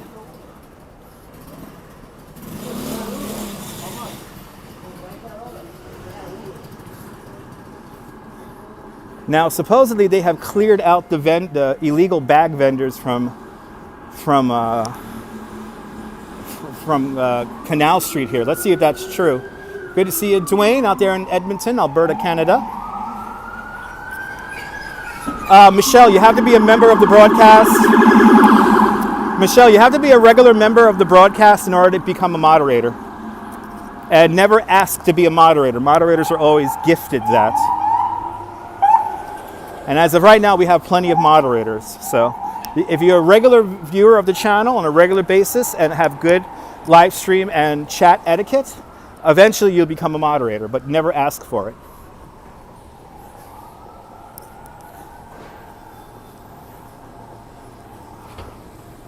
It's all good, Michelle. It's all good. Let's enjoy the broadcast.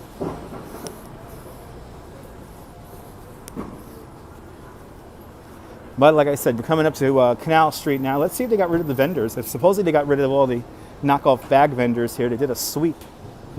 Hello there, Zilch. Welcome. Long time no see. Welcome to the show. Hope you're doing well. Hope everyone's doing well on this Tuesday.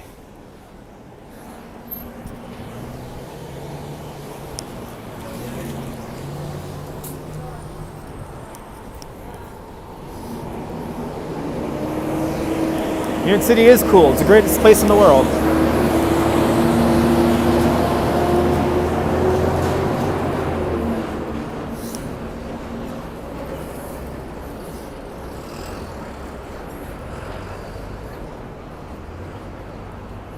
Yeah, look at this. No handbag vendors.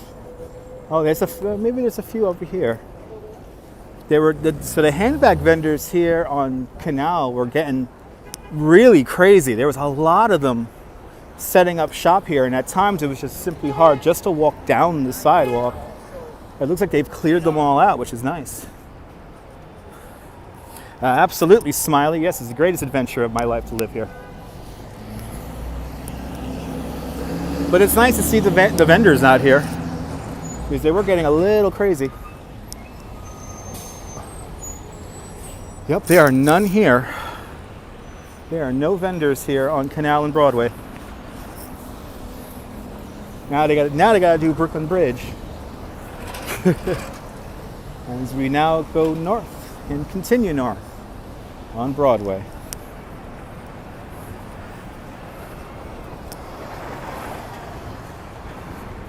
Yes, the handbag vendors are fined and their merchandise seized by the city. I don't know how much the fine is, but it's quite a lot of money.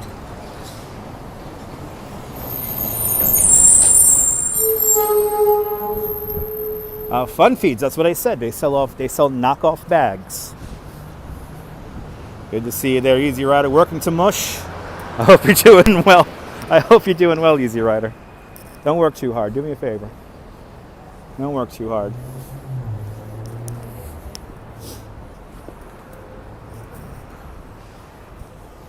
Howard Street, everyone. We're now in SoHo. We're officially in the SoHo district. Can we hit Union Square? Jeff, we're not going to hit up Union Square today because we're going to go to Washington Square today. What's my favorite diner? At this point right now, my favorite diner is the Pearl Street Diner in Lower Manhattan. They're all good, Stu. Hot dogs are for the most part good. Pat, good to see you, Pat. Welcome. And good to see you, Mr. Stu. Welcome everyone to the show. Hit the like button. Hit the like button, people. Hit the like button. It lets me know you care. But today we're going to go up to about 4th Street. We're going to cut over to Washington Square. And then we're going to go north along 5th Avenue, Flatiron Building, back onto Broadway to Herald Square Macy's. That's what we're doing today. You've never been here, Easy Rider? I live streamed here a couple days ago. That was a dispensary. Yes, there's lots of dispensaries in New York now. Veronica Lynn, welcome, and Eric Perez, welcome. Yes, hit the like button if you like this nonsense. As we approach Grand Street, and right down the block in that direction, Little Italy and the Ferrara Bakery. Let's get some cannolis at Ferrara.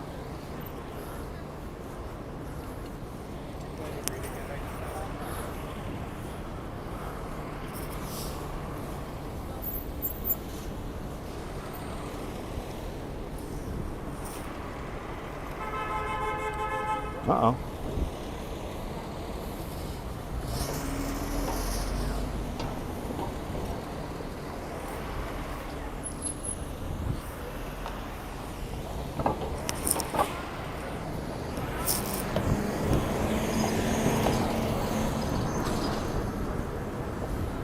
Amazed how many empty storefronts are down here along this section of Soho here. There's some very big box stores around here, but there's a couple of very notable empty storefronts here.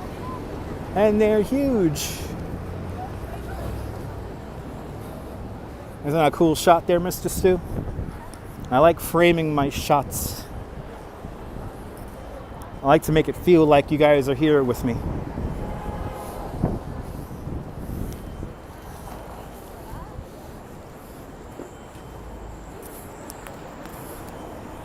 Later on today, we will be at a tree lighting beginning around 6 o'clock, so make sure you tune in later on this evening and we'll have a tree lighting for you.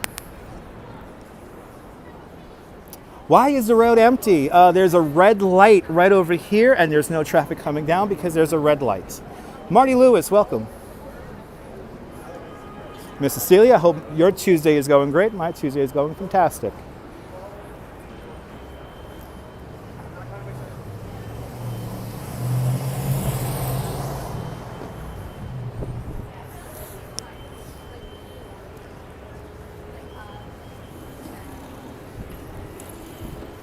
We also have a new bus lane here on Broadway. So maybe that's why it's contributing to the empty streets. That looks like fun. Lightning isn't burning, right? No, Richie, I don't have no idea what you're talking about. I really appreciate it. Well, Easy Rider. New York City alone, the 5 boroughs have a little over 8.5 million people. Brooklyn alone has 2.9 million people.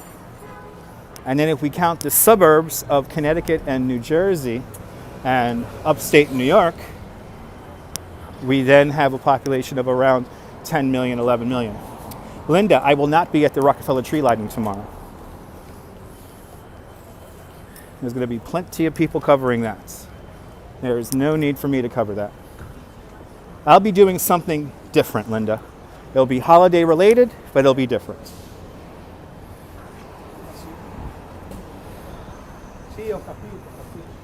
As we make our way up Broadway. Great example of a flock of tourists wandering. Going, duh. This is a very trendy area, Jeff. We're in SoHo. A lot of great cast iron buildings along this stretch of Broadway.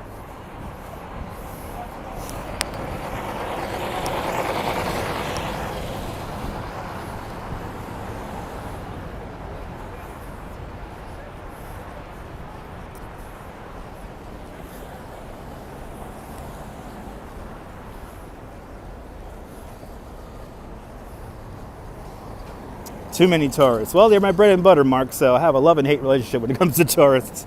Good afternoon, Mason. Welcome. We're walking Broadway.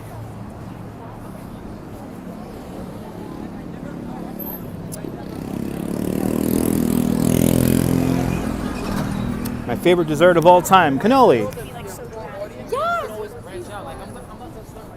All big cities have that. Yes, they do, Easy Rider. Yes, they do.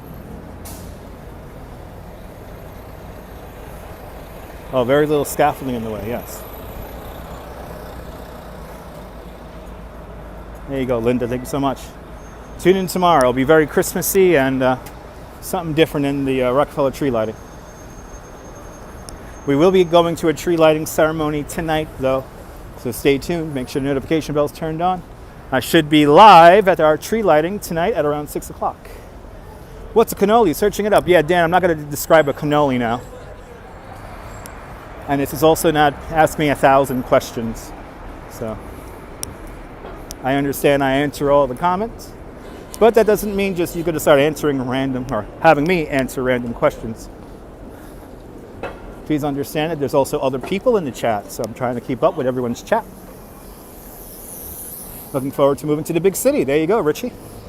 They come here to spend money. Exactly. There you go, Easy Rider. Yes. Tourists come here and spend a lot of money. We're now estimated to have 56 million people visit New York this year. So that's pretty good. About 10 million less than our biggest year, which was 2019. That's when 67 million people visited New York. We had our biggest, most profitable year right before the pandemic.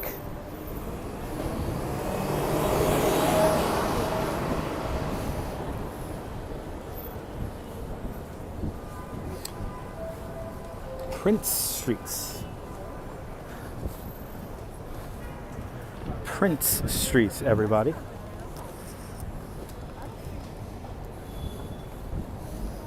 Ron from Rotterdam, the Netherlands. Welcome on in, Ron. Out there in the Netherlands. Hope you're doing well. Shout out to everyone watching in the Netherlands, where everyone's born on bikes.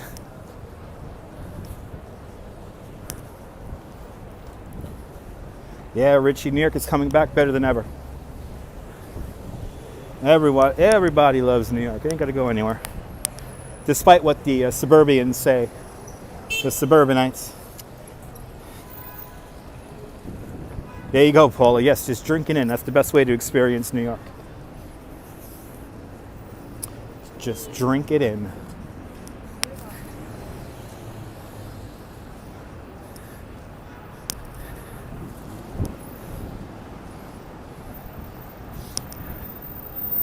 And We are approaching Houston Street.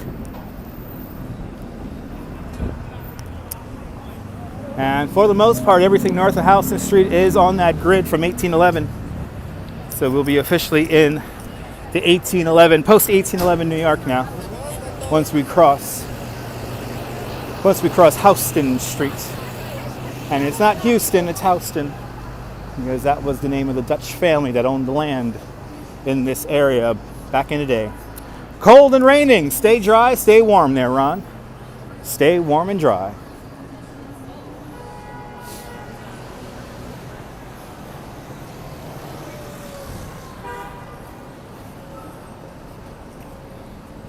Here's Houston Street, everybody.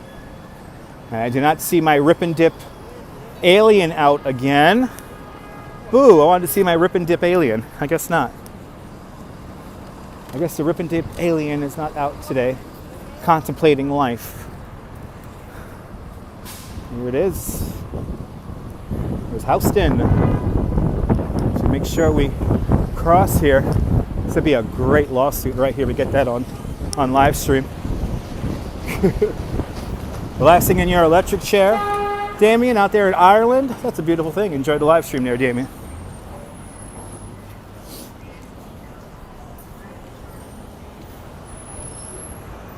Rip and Dip across the street. Yeah, no alien out in front of Rip and Dip today. I think they put the alien in for the winter.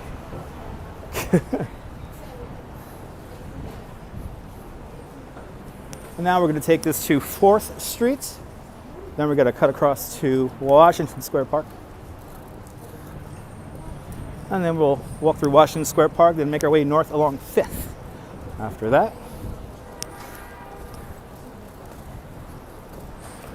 And our ultimate destination today will be Macy's.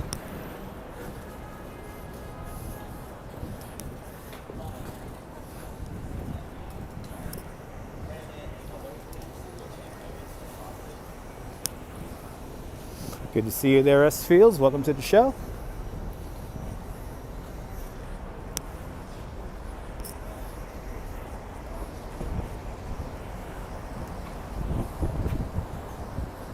Bleecker Street. We are passing right now Bleecker Street.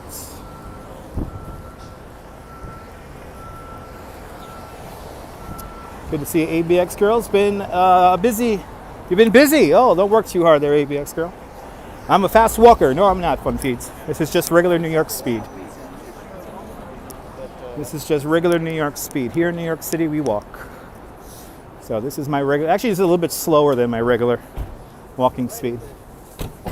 Kind of taking it easy, pacing myself out, because we're making our way all the way up to Macy's.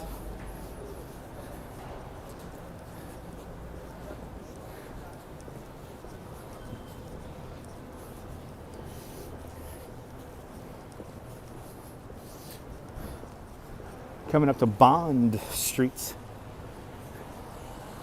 I think we have that Sour Patch Kids store coming up. Here's the Sneaker City.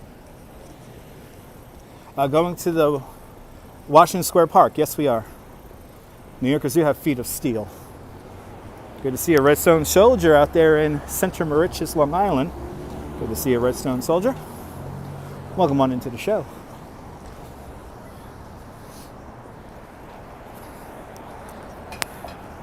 Making our way up to Macy's today via Washington Square Park, 5th Avenue, back onto Broadway to Macy's. Good to see you, Colleen. Welcome.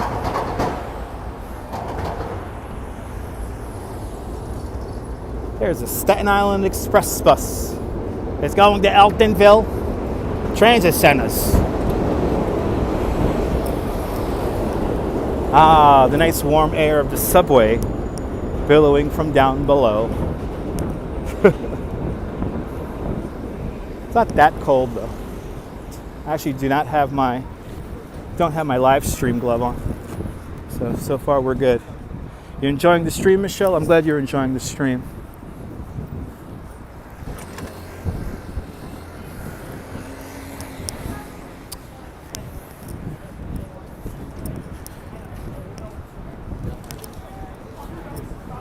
Approaching 4th Street. Yeah, it seems a little quieter today, Mark. Seems a little quiet today. No doubt this is why my tour canceled. There's like nobody here. Seems that the tourist numbers seem to be a little lower. Oh, as we approach 4th Street, across the street, the old Tower Records location. Right across the street there, Yasu Vespa boy. That's right, Easy Rider. Appreciate those kind words. But Yasu Vespa boy, hope you're doing good.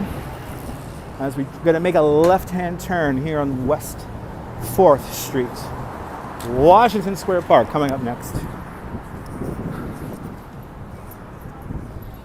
The old Tower Records. Who remembers Tower Records? They're supposedly coming out with a new one. I don't believe it though. Dimitri, it's Yasu.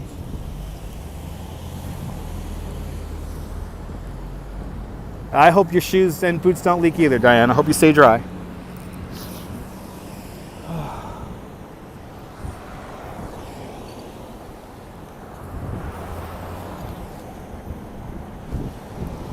Me, Dutch. Hello there, Sally. Welcome. You remember Tower Records? Awesome. The old Tower Records. They have yet to get a permanent tenant in there ever since Tower Records closed. No fun feeds. I'm talking about the old location here, but supposedly there's a new Tower Records beginning to open soon. They're bringing back the brand. You do? Absolutely. There you go. There you go. Cassette singles there? Absolutely. Steelhard. Welcome, Steelhard. Good to see you there, Steelhard. Good to see you, MC Dirty Jersey. Tower Records in London was a great store. Fun feeds. We were just on Broadway and 4th. Now we're walking along 4th towards Washington Square Park.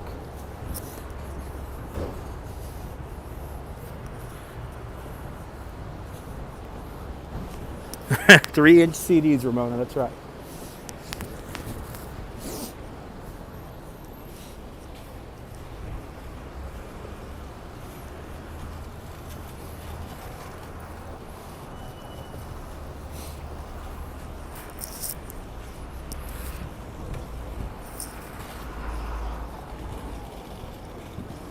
Of course I remember CD-ROMs. I had a Sega CD back in the day, so of course I remember CD-ROMs.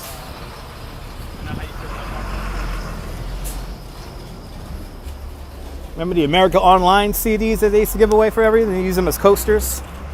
Use those America Online CD-ROMs as coasters and make art out of them and stuff. Right? I used to love shopping for music too, Mark. In the 90s, it was a great experience.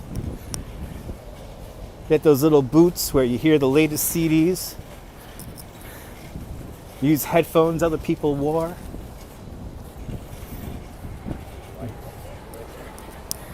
You know, there was something special about physical media.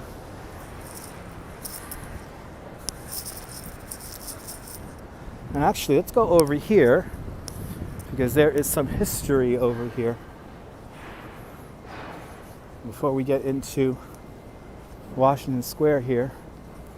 We'll talk about some history here. Let's see, is it under scaffolding right now?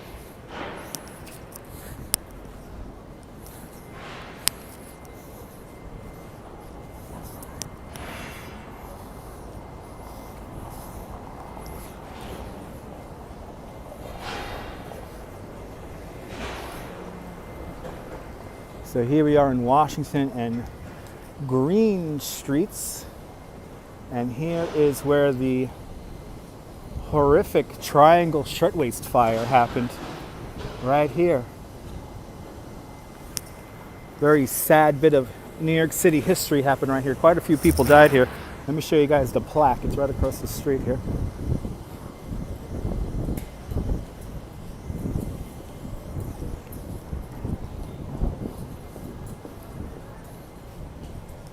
Here it is.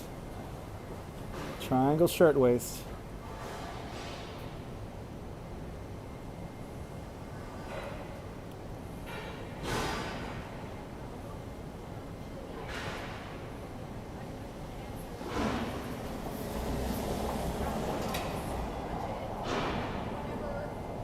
Very sad story. For like 90 minutes, women jumped to their deaths. And right here where I'm walking would have been, the floor would have kind of resembled this with like the little glass in it. And women were hitting the sidewalk so hard here that they were going through the sidewalk into the basement. And people gathered from all around the city to watch those 143 some odd women, for the most part women, jump from the building. It's a horrible, horrible tragedy. But because of that, a lot of reforms came in for various business places and whatnot. Yes, absolutely. One of the most awful stories indeed. John Lore, welcome to the show. Welcome. Good to see you, John. Hope you're doing well. Now, you want to talk about a haunted building. I always think that the brown building there, where the Triangle Shirtwaist Factory was. But this whole area is a bit charged, because as we cross the streets, we're going to enter Washington Square Park. And before this was a park, this was a cemetery. Some 20,000 people were buried here in what's today Washington Square Park. And then after the cemetery was, kind of built over, this became a military parade ground. On the other side of the park is the Hangman's Elm. The Urbanist Exploring Cities does a great video and synopsis about that story. Check out his channel. But welcome to Washington Square Park. Blondie, good to see you, Blondie. Welcome to the show.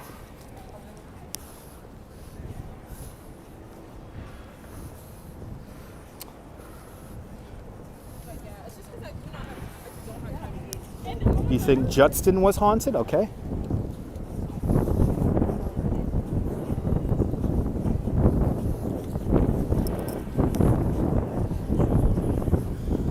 A little cool breeze here in Washington Square Park.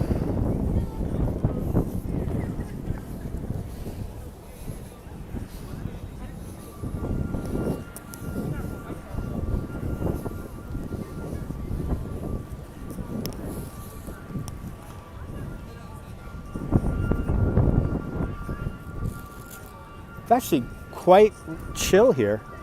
I'm going to take a quick, sit down, take a quick minute here to rest my feet, because we're coming up on the 2-hour mark, ladies and gentlemen. Just like that, it's been 2 hours.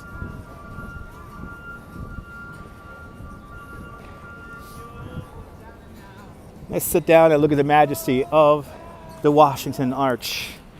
Here at Washington Square Park.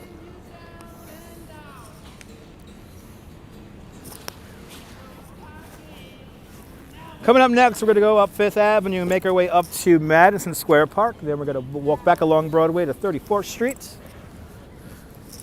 All coming up next. If you're new to the channel, make sure to subscribe to the greatest YouTube channel here in New York. Join the Dutch Moz family of networks. Khalid, I am staying warm. I am staying warm. Doing great, staying warm.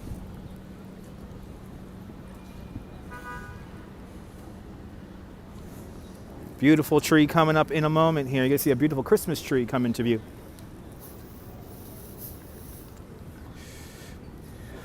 A lot of people just watch and not subscribe, S. Fields. I don't know why. So true indeed, John Lore. So true indeed.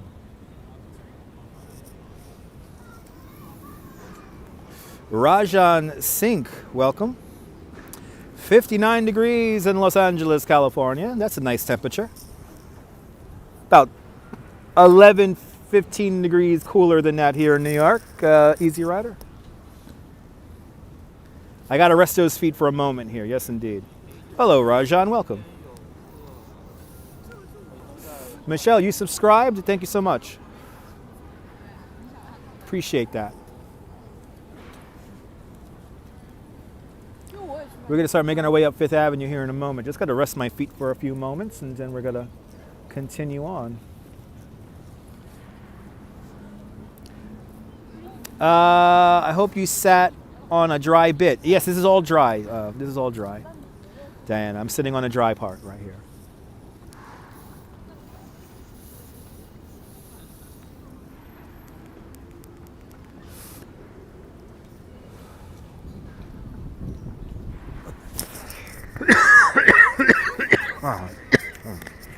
All right.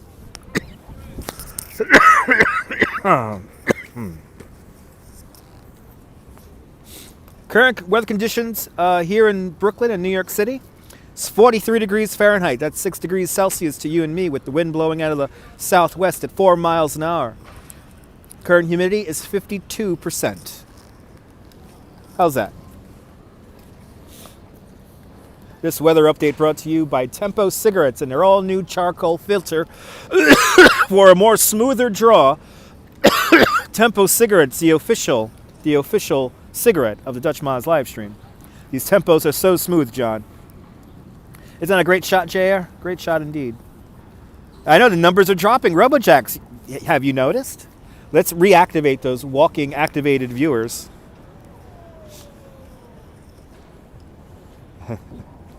Tempo is for detox, yes indeed. Good to see you, JC. It was cold last night, yes it was. Smoking cigarettes is bad for you, Jeff, but I smoke cigarettes like a man. Like the Marlboro man, made of brawn and iron.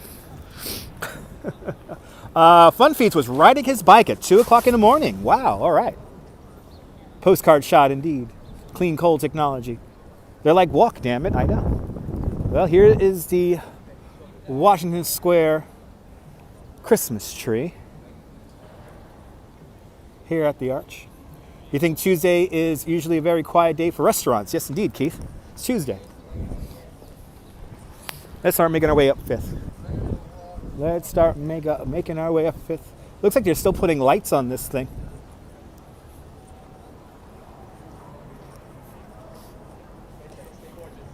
There it is. The Washington Square tree, soon to be turned on. I believe this tree is turning on, I think it's Thursday. They're all starting to pop on now. Charcoal is good for your insoles. I don't know about the lungs, absolutely.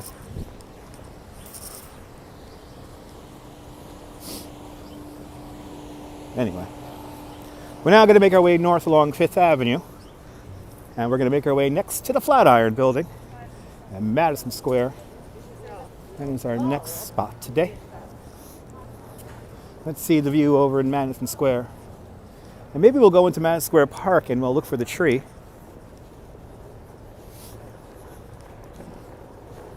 We are bypassing Union Square. We're going to be walking up 5th.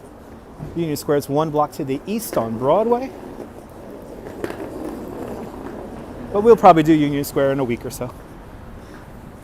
The numbers for these walks up Broadway seem to be very good. So people seem to like the fact that we actually walk the length of Broadway here, north, at least every week here. So looking at the analytics, I'm starting to see what you guys are liking. It's funny, the Staten Island turkey video doesn't have as many viewers as these more recent videos, but the watch time is a lot longer. So the people who seem to watch the Staten Island turkeys seem to really enjoy it and watch a bit more of that than these Manhattan live streams where we walk up Broadway here, and they get more varied viewers, but the watch time is lower. Learning lots about my audience over the last few days.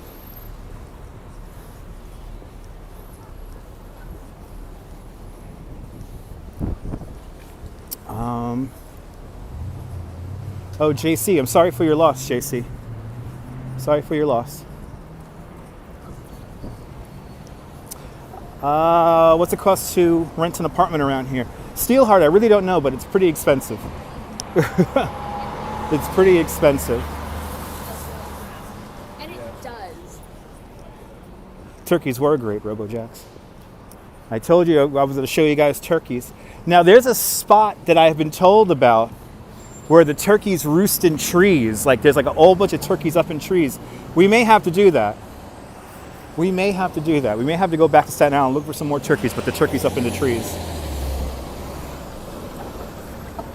Personally, big fan of walking the waterfront. Well, Stu, we always walk the waterfront on this channel.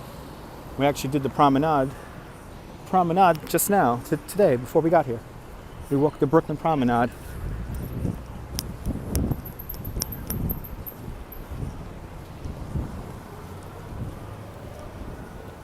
It's all good. Steelheart, it's all good, man. It's all good, Steelheart. I'm glad I'm able to be a bit of a distraction for you. I'll take you virtual sightseeing with me. Let's get in there. Let's walk in the buffer. Something I love to do, even when I'm by myself and I'm in a hurry to get somewhere. The new thing now to do is to walk in the buffer. You love this distraction, Steelheart? I'm glad you enjoy this distraction. They're in Pelham Bay Park too. Nice.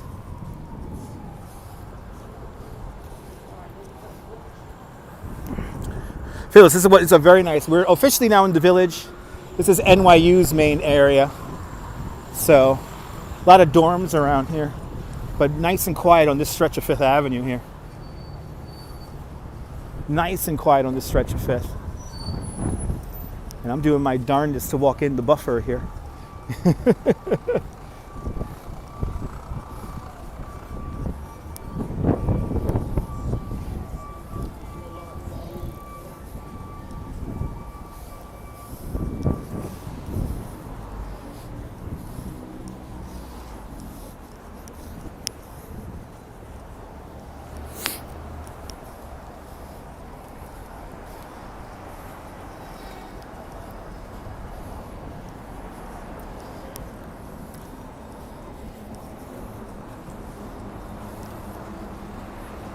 I love this bicycle traffic here. We got so much of it right now.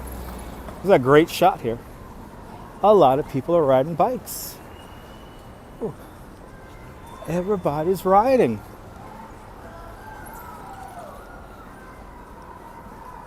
Fun Feeds went to NYU. All right. Ooh, somebody's blasting some old punk rock music from the 80s. Absolutely, Steelheart. More trees, the better. Oh, wait, no, this is a protest up ahead, everybody. We got a protest up here at the new school, it sounds like. Absolutely, S. Fields, absolutely. Yeah, we got a little rally going on here in front of the new school.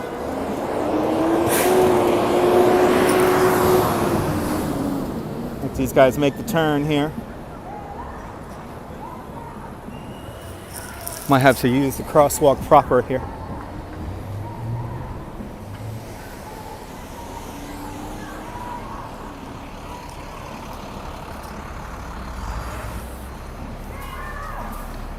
No, New York is not going to get a white Christmas, Easy Rider. That hasn't happened a lot, Easy Rider. Yeah, we haven't had a proper white Christmas in like ever.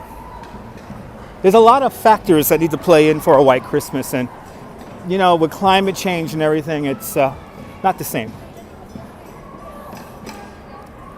But I am very grateful for the community I have cultivated here on YouTube and the internet, and I'm grateful for all you guys. Irja from Serbia, welcome. You love a good protest, me too. A lot of grad students protesting this year.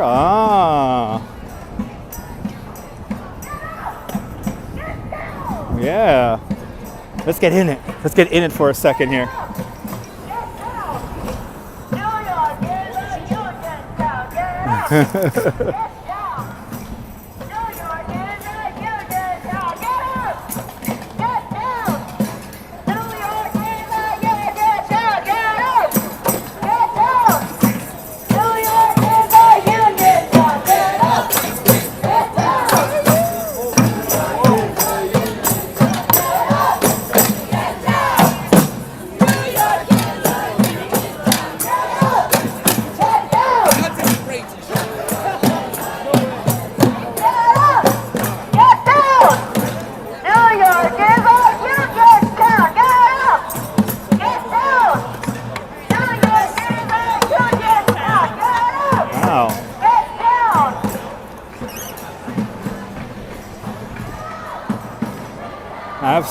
There you go. New Jersey 785, welcome. We sure are, that's right. That's right, solidarity indeed. Lucky Casters, welcome. Making our way along 5th. Jeff, you got to check out my older videos. So who has seen the video where I took over Times Square with a bunch of bicycles? Who's seen that video? It's a classic video here on my YouTube channel. So, excuse me. UAW Local 1700, awesome. But yes, you want to see me being a rebel, check out my Critical Mass video from back in the day. We go into Times Square, just take it over. Had a party, and this is before the pedestrian plazas. I have a lot of content on this YouTube channel. I don't know if you guys understand this. There's a lot of stuff on here, guys.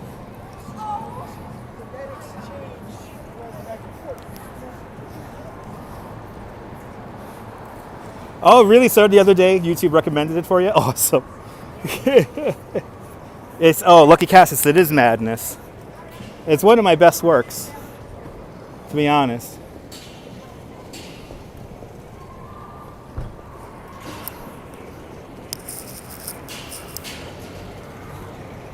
Yeah, going through the video library is always fun, especially if there's nothing to watch. I always say, guys, go through my old stuff and you're bound to find something fun to watch.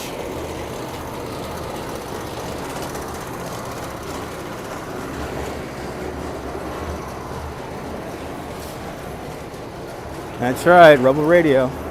I don't call it Rebel Radio for nothing.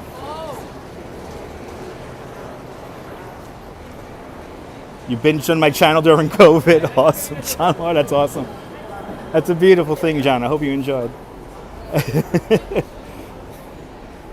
Still looking and learning. Hells yeah.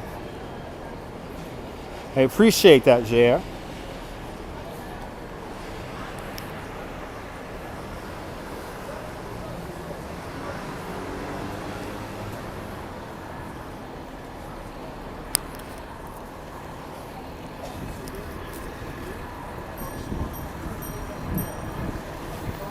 Loved every minute. Awesome.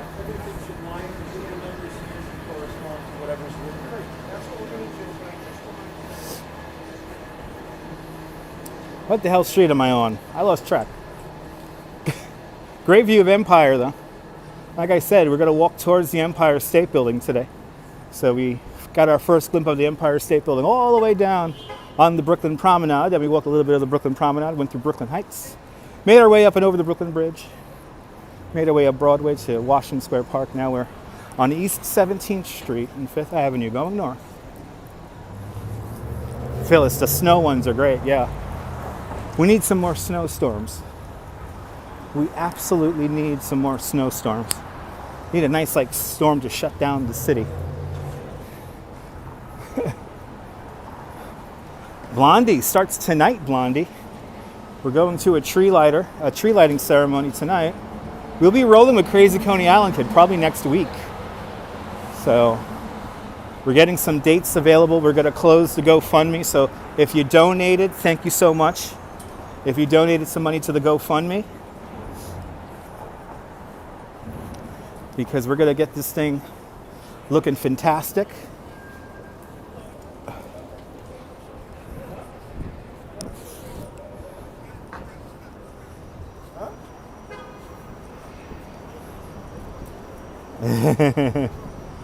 Everything has scaffolding. So tonight we're going to have a tree lighting at 6 o'clock. 6 o'clock Eastern time.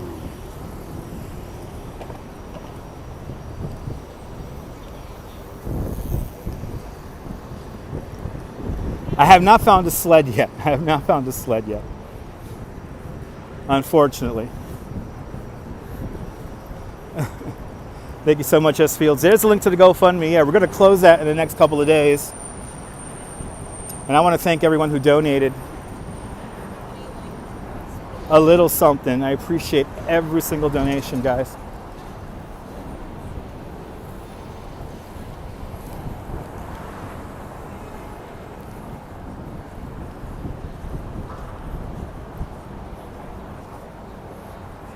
But tonight we'll have a tree lighting at 6 o'clock, so join me then. So 2 live streams today. I guess we're doing a 2 for Tuesday. Let's make Crazy Coney Island Kids a reality. This year didn't go fast, Madam Mojo. This year went by very quickly. That guy was going the wrong way, Easy Rider. Just like I am technically walking in the buffer here, but yeah, the guy was riding the bike the wrong way. It's all good. This is it's a pretty quiet street right now. Fifth down this way here is pretty nice. So it's usually a little nice and chill around here.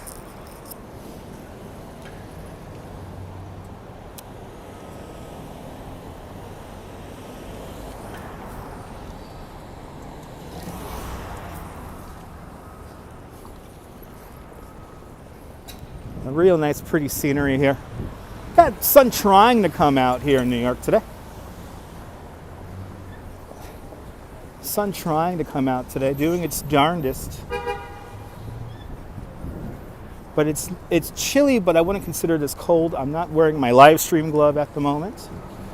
I might deploy my hat in a little bit, but for the most part, it's pretty good. I'm pretty comfortable walking right now. So, Susan, I looked into that. We may get the disco tree up again, yeah. Over there at that hotel. Brian Davis, good to see you. Susan, if that tree goes back up, we'll definitely see that tree. We will definitely see that tree. That is without a doubt. We're on 20th Street.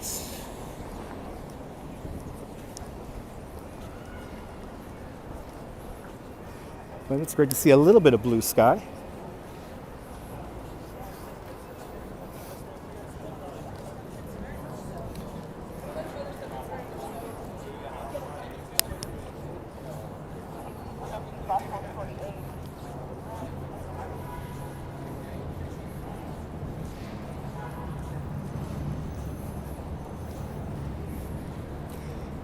Carmen, good to see you, Carmen. I don't know if you could scroll back into chat, but yeah, we have a GoFundMe for Crazy Coney Island Kids Truckster there.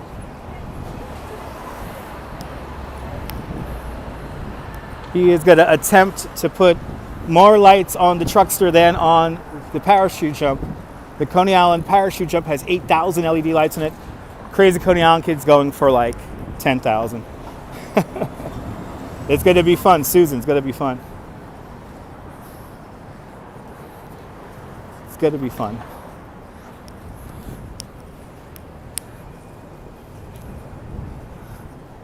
Yeah, Flatiron Building coming up right now. 22nd Street. Now we'll go inside Madison Square Park, see what it's like in there.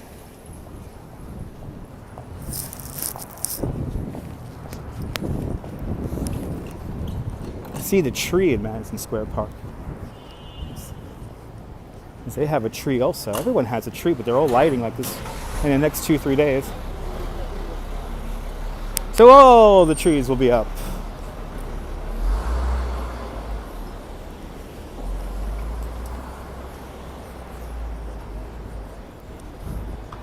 Oh, absolutely. S Fields, yes. It's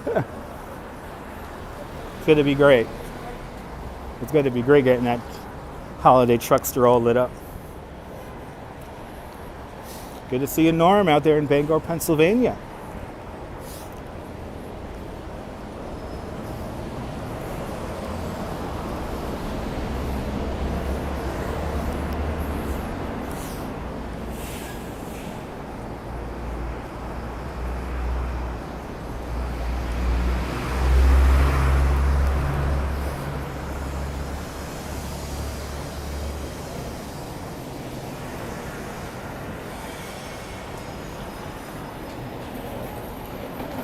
Twenty-third Street.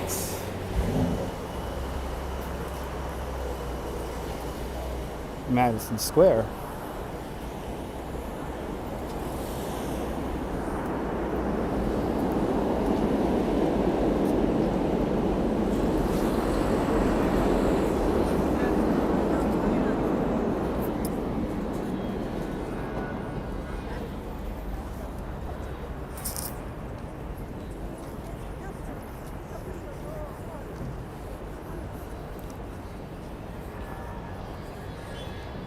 Let's see what's going on here in Madison Square Park here.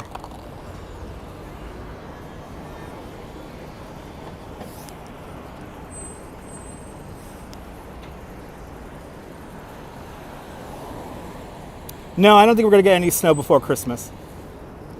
It's a long shot. Looking at some of the weather forecasts, we're going to have that really dumb pattern where it gets warm right before it rains. So that's the kind of pattern we're gonna get, I think, this winter.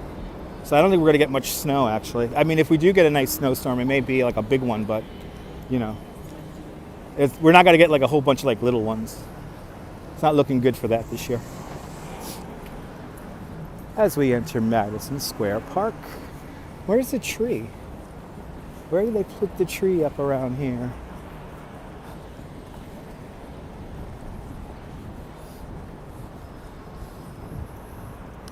Got a whole big section of this closed off for construction. Yeah, climate change has changed something else, absolutely.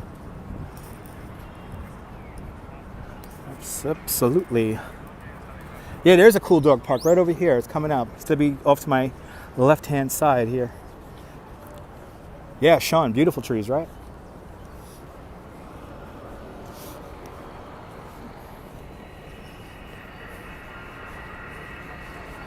A lot of construction up in here.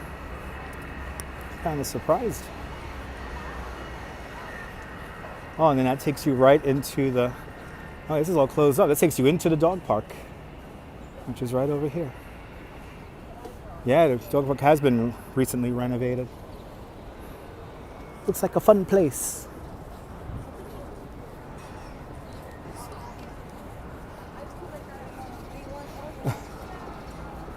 Yeah, I think so, Nabel. Dog park has been renovated.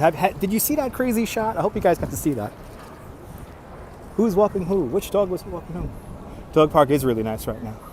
You never get snow in California, only in the mountains. Yes. Yeah, California for the most part only gets snow up in the mountains.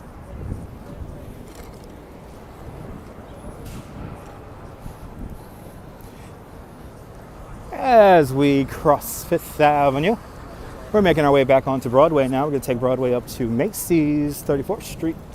We're already at Macy's 34th Street. Wow, that was fast. We did this in record time today. We did this in record time.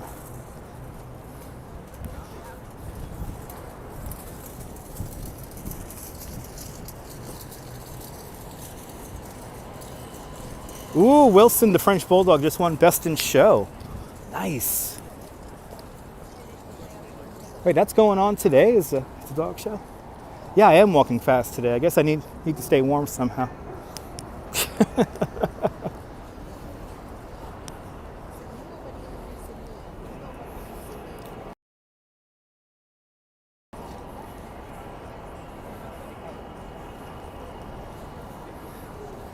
I mean, we're going to do this in under 3 hours.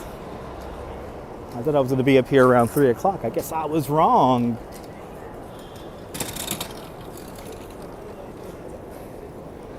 But the current weather conditions here in Brooklyn, it's 44 degrees Fahrenheit. That's 7 degrees Celsius to you and me, with the wind blowing out of the southwest at 4 miles an hour. The relative humidity is 51%. Show was Thanksgiving after the parade. Yes, indeed. You're watching awesome, Paula. Got 2 of them spiked in LA. Nice. All right.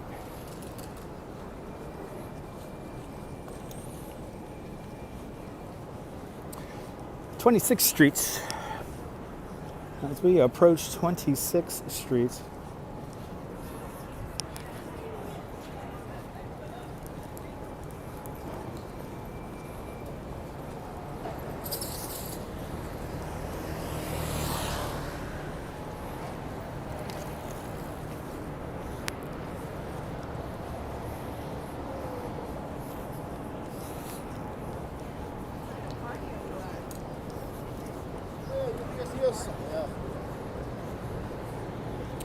And Dave Willatek with a $10 super chat.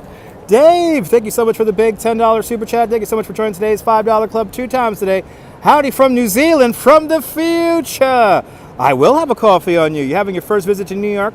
on the 18th of June, 2023. Dave, I hope you have a fantastic time visiting here. Thank you so much for the big $10 super chat. Much, much, much appreciated. Enjoy the warm weather down there in New Zealand. And thanks for sponsoring the channel today. Appreciate it. I hope you have the greatest of visits. And June 18th, that's like, you know, prime time. June 18th is like Mermaid Parade and Fireworks Fridays start up. And by the way, just might as well say it now. We are, again, the official parade. We are the official live stream of the Mermaid Parade. Am I doing the marathon next year? Diana, if I get a space in the New York City Marathon to actually run it, I would. I would. But of course, we do Marathon Sunday every year, so regardless. We had a pretty good Marathon Sunday this year. We got to see the street close and open up.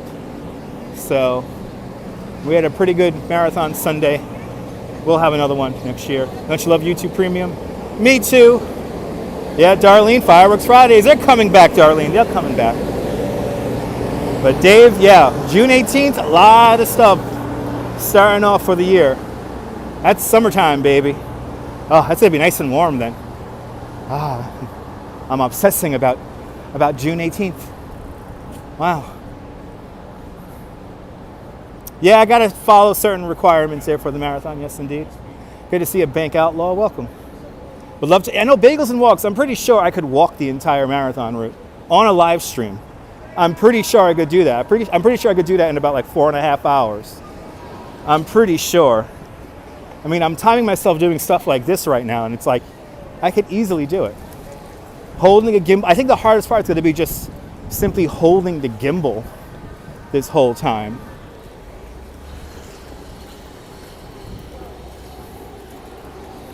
April 2nd, the rides open up in Coney Island. I would like to do it Lucky Cassis, but I got to be sponsored to be in the marathon. It's either that or I have to do. There's certain requirements for me to be able to enter it. So if you guys could help me out, if anyone could help me out. Oh yeah, no, Brian. Yeah, the holding the gimbal does put muscles on people. There's a certain way you hold it. You got to make sure the camera's balanced. Like today, I've been alternating quite a bit. But it's doable. I mean, it's totally doable.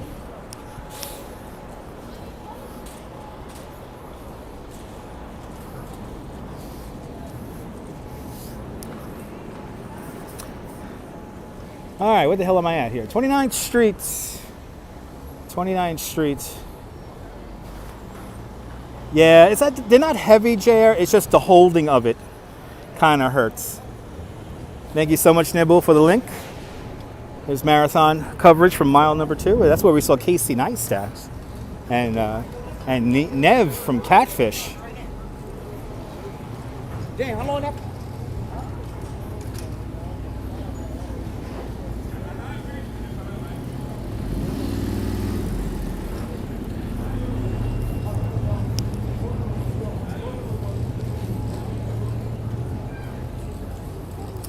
'30th Street.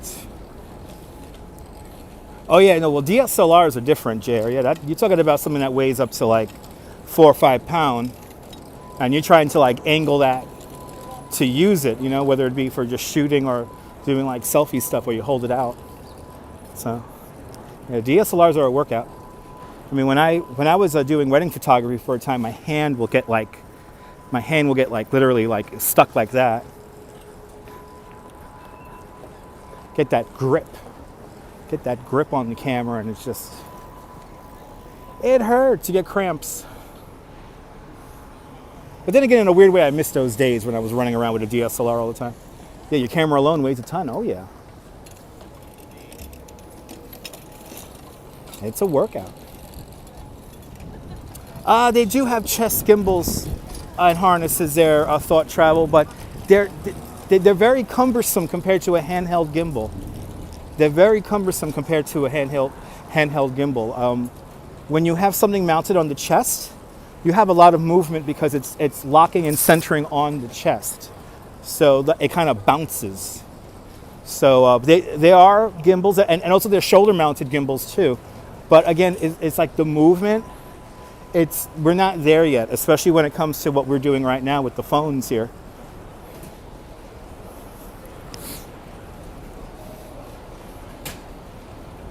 Still here just listening, Michelle? Awesome. Glad you're enjoying the show.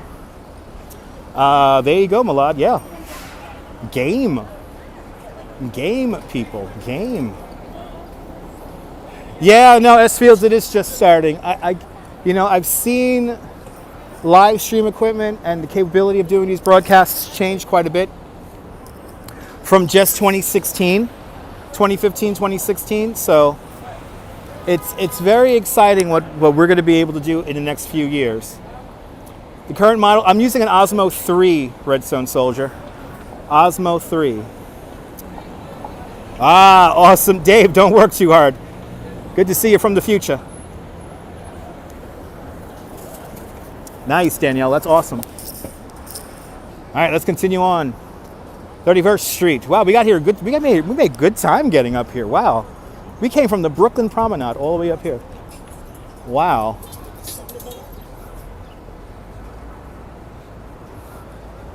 Wow. We got up here in 2.5 hours. That's kind of amazing. Yeah, Osmo 3 is good. I mean, Nibble, there's two things when it comes to gimbals. We're gonna lose viewers right now. Let's lose viewers. Let's lose viewers because I'm gonna explain something right now. There is a way to hold and focus with gimbals. You really don't need the best in the world to make something look really cool and engaging. It's just all about how you hold the thing. So, yeah, the gimbals are really good. It's just you have to know how to hold them. Some people really don't know how to hold them. I don't want to name names, but some people legit, they don't know the magic behind it. And there is a bit of a magic behind it. But as we approach 34th Street and Herald Square,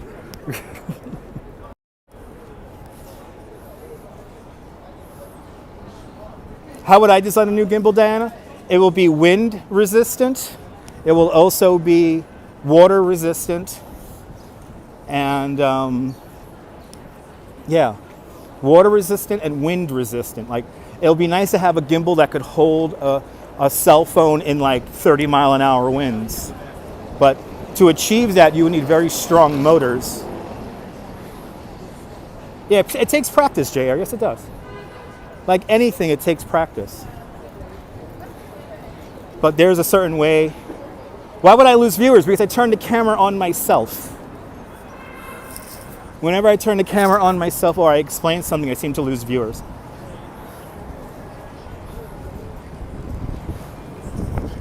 Oh yeah, no, Brian, they were, and temperature resistant, Paula. That's the other thing, exactly.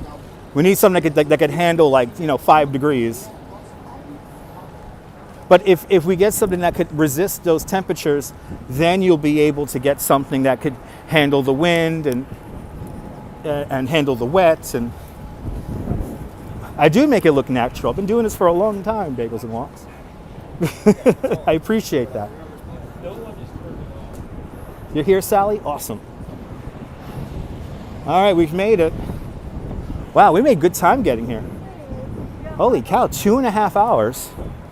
And boom, we are at 34th Street, Herald Square.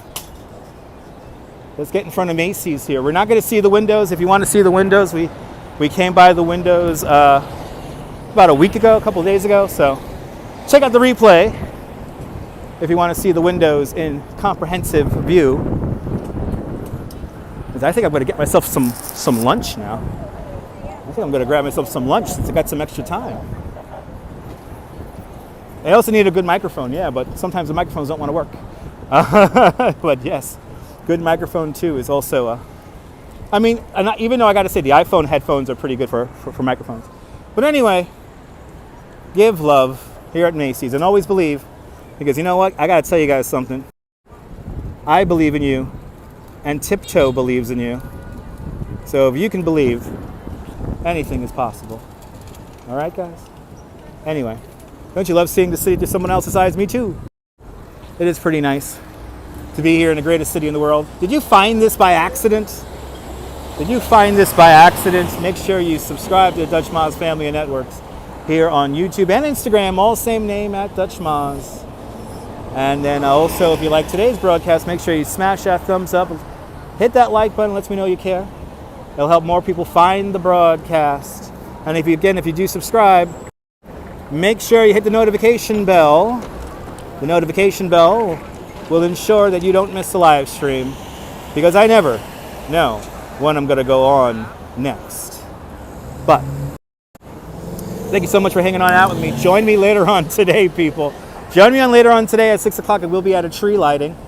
So do me a favor, tune on in at 6 o'clock, and we'll have some more fun here in New York City. But from Herald Square, Macy's, baby.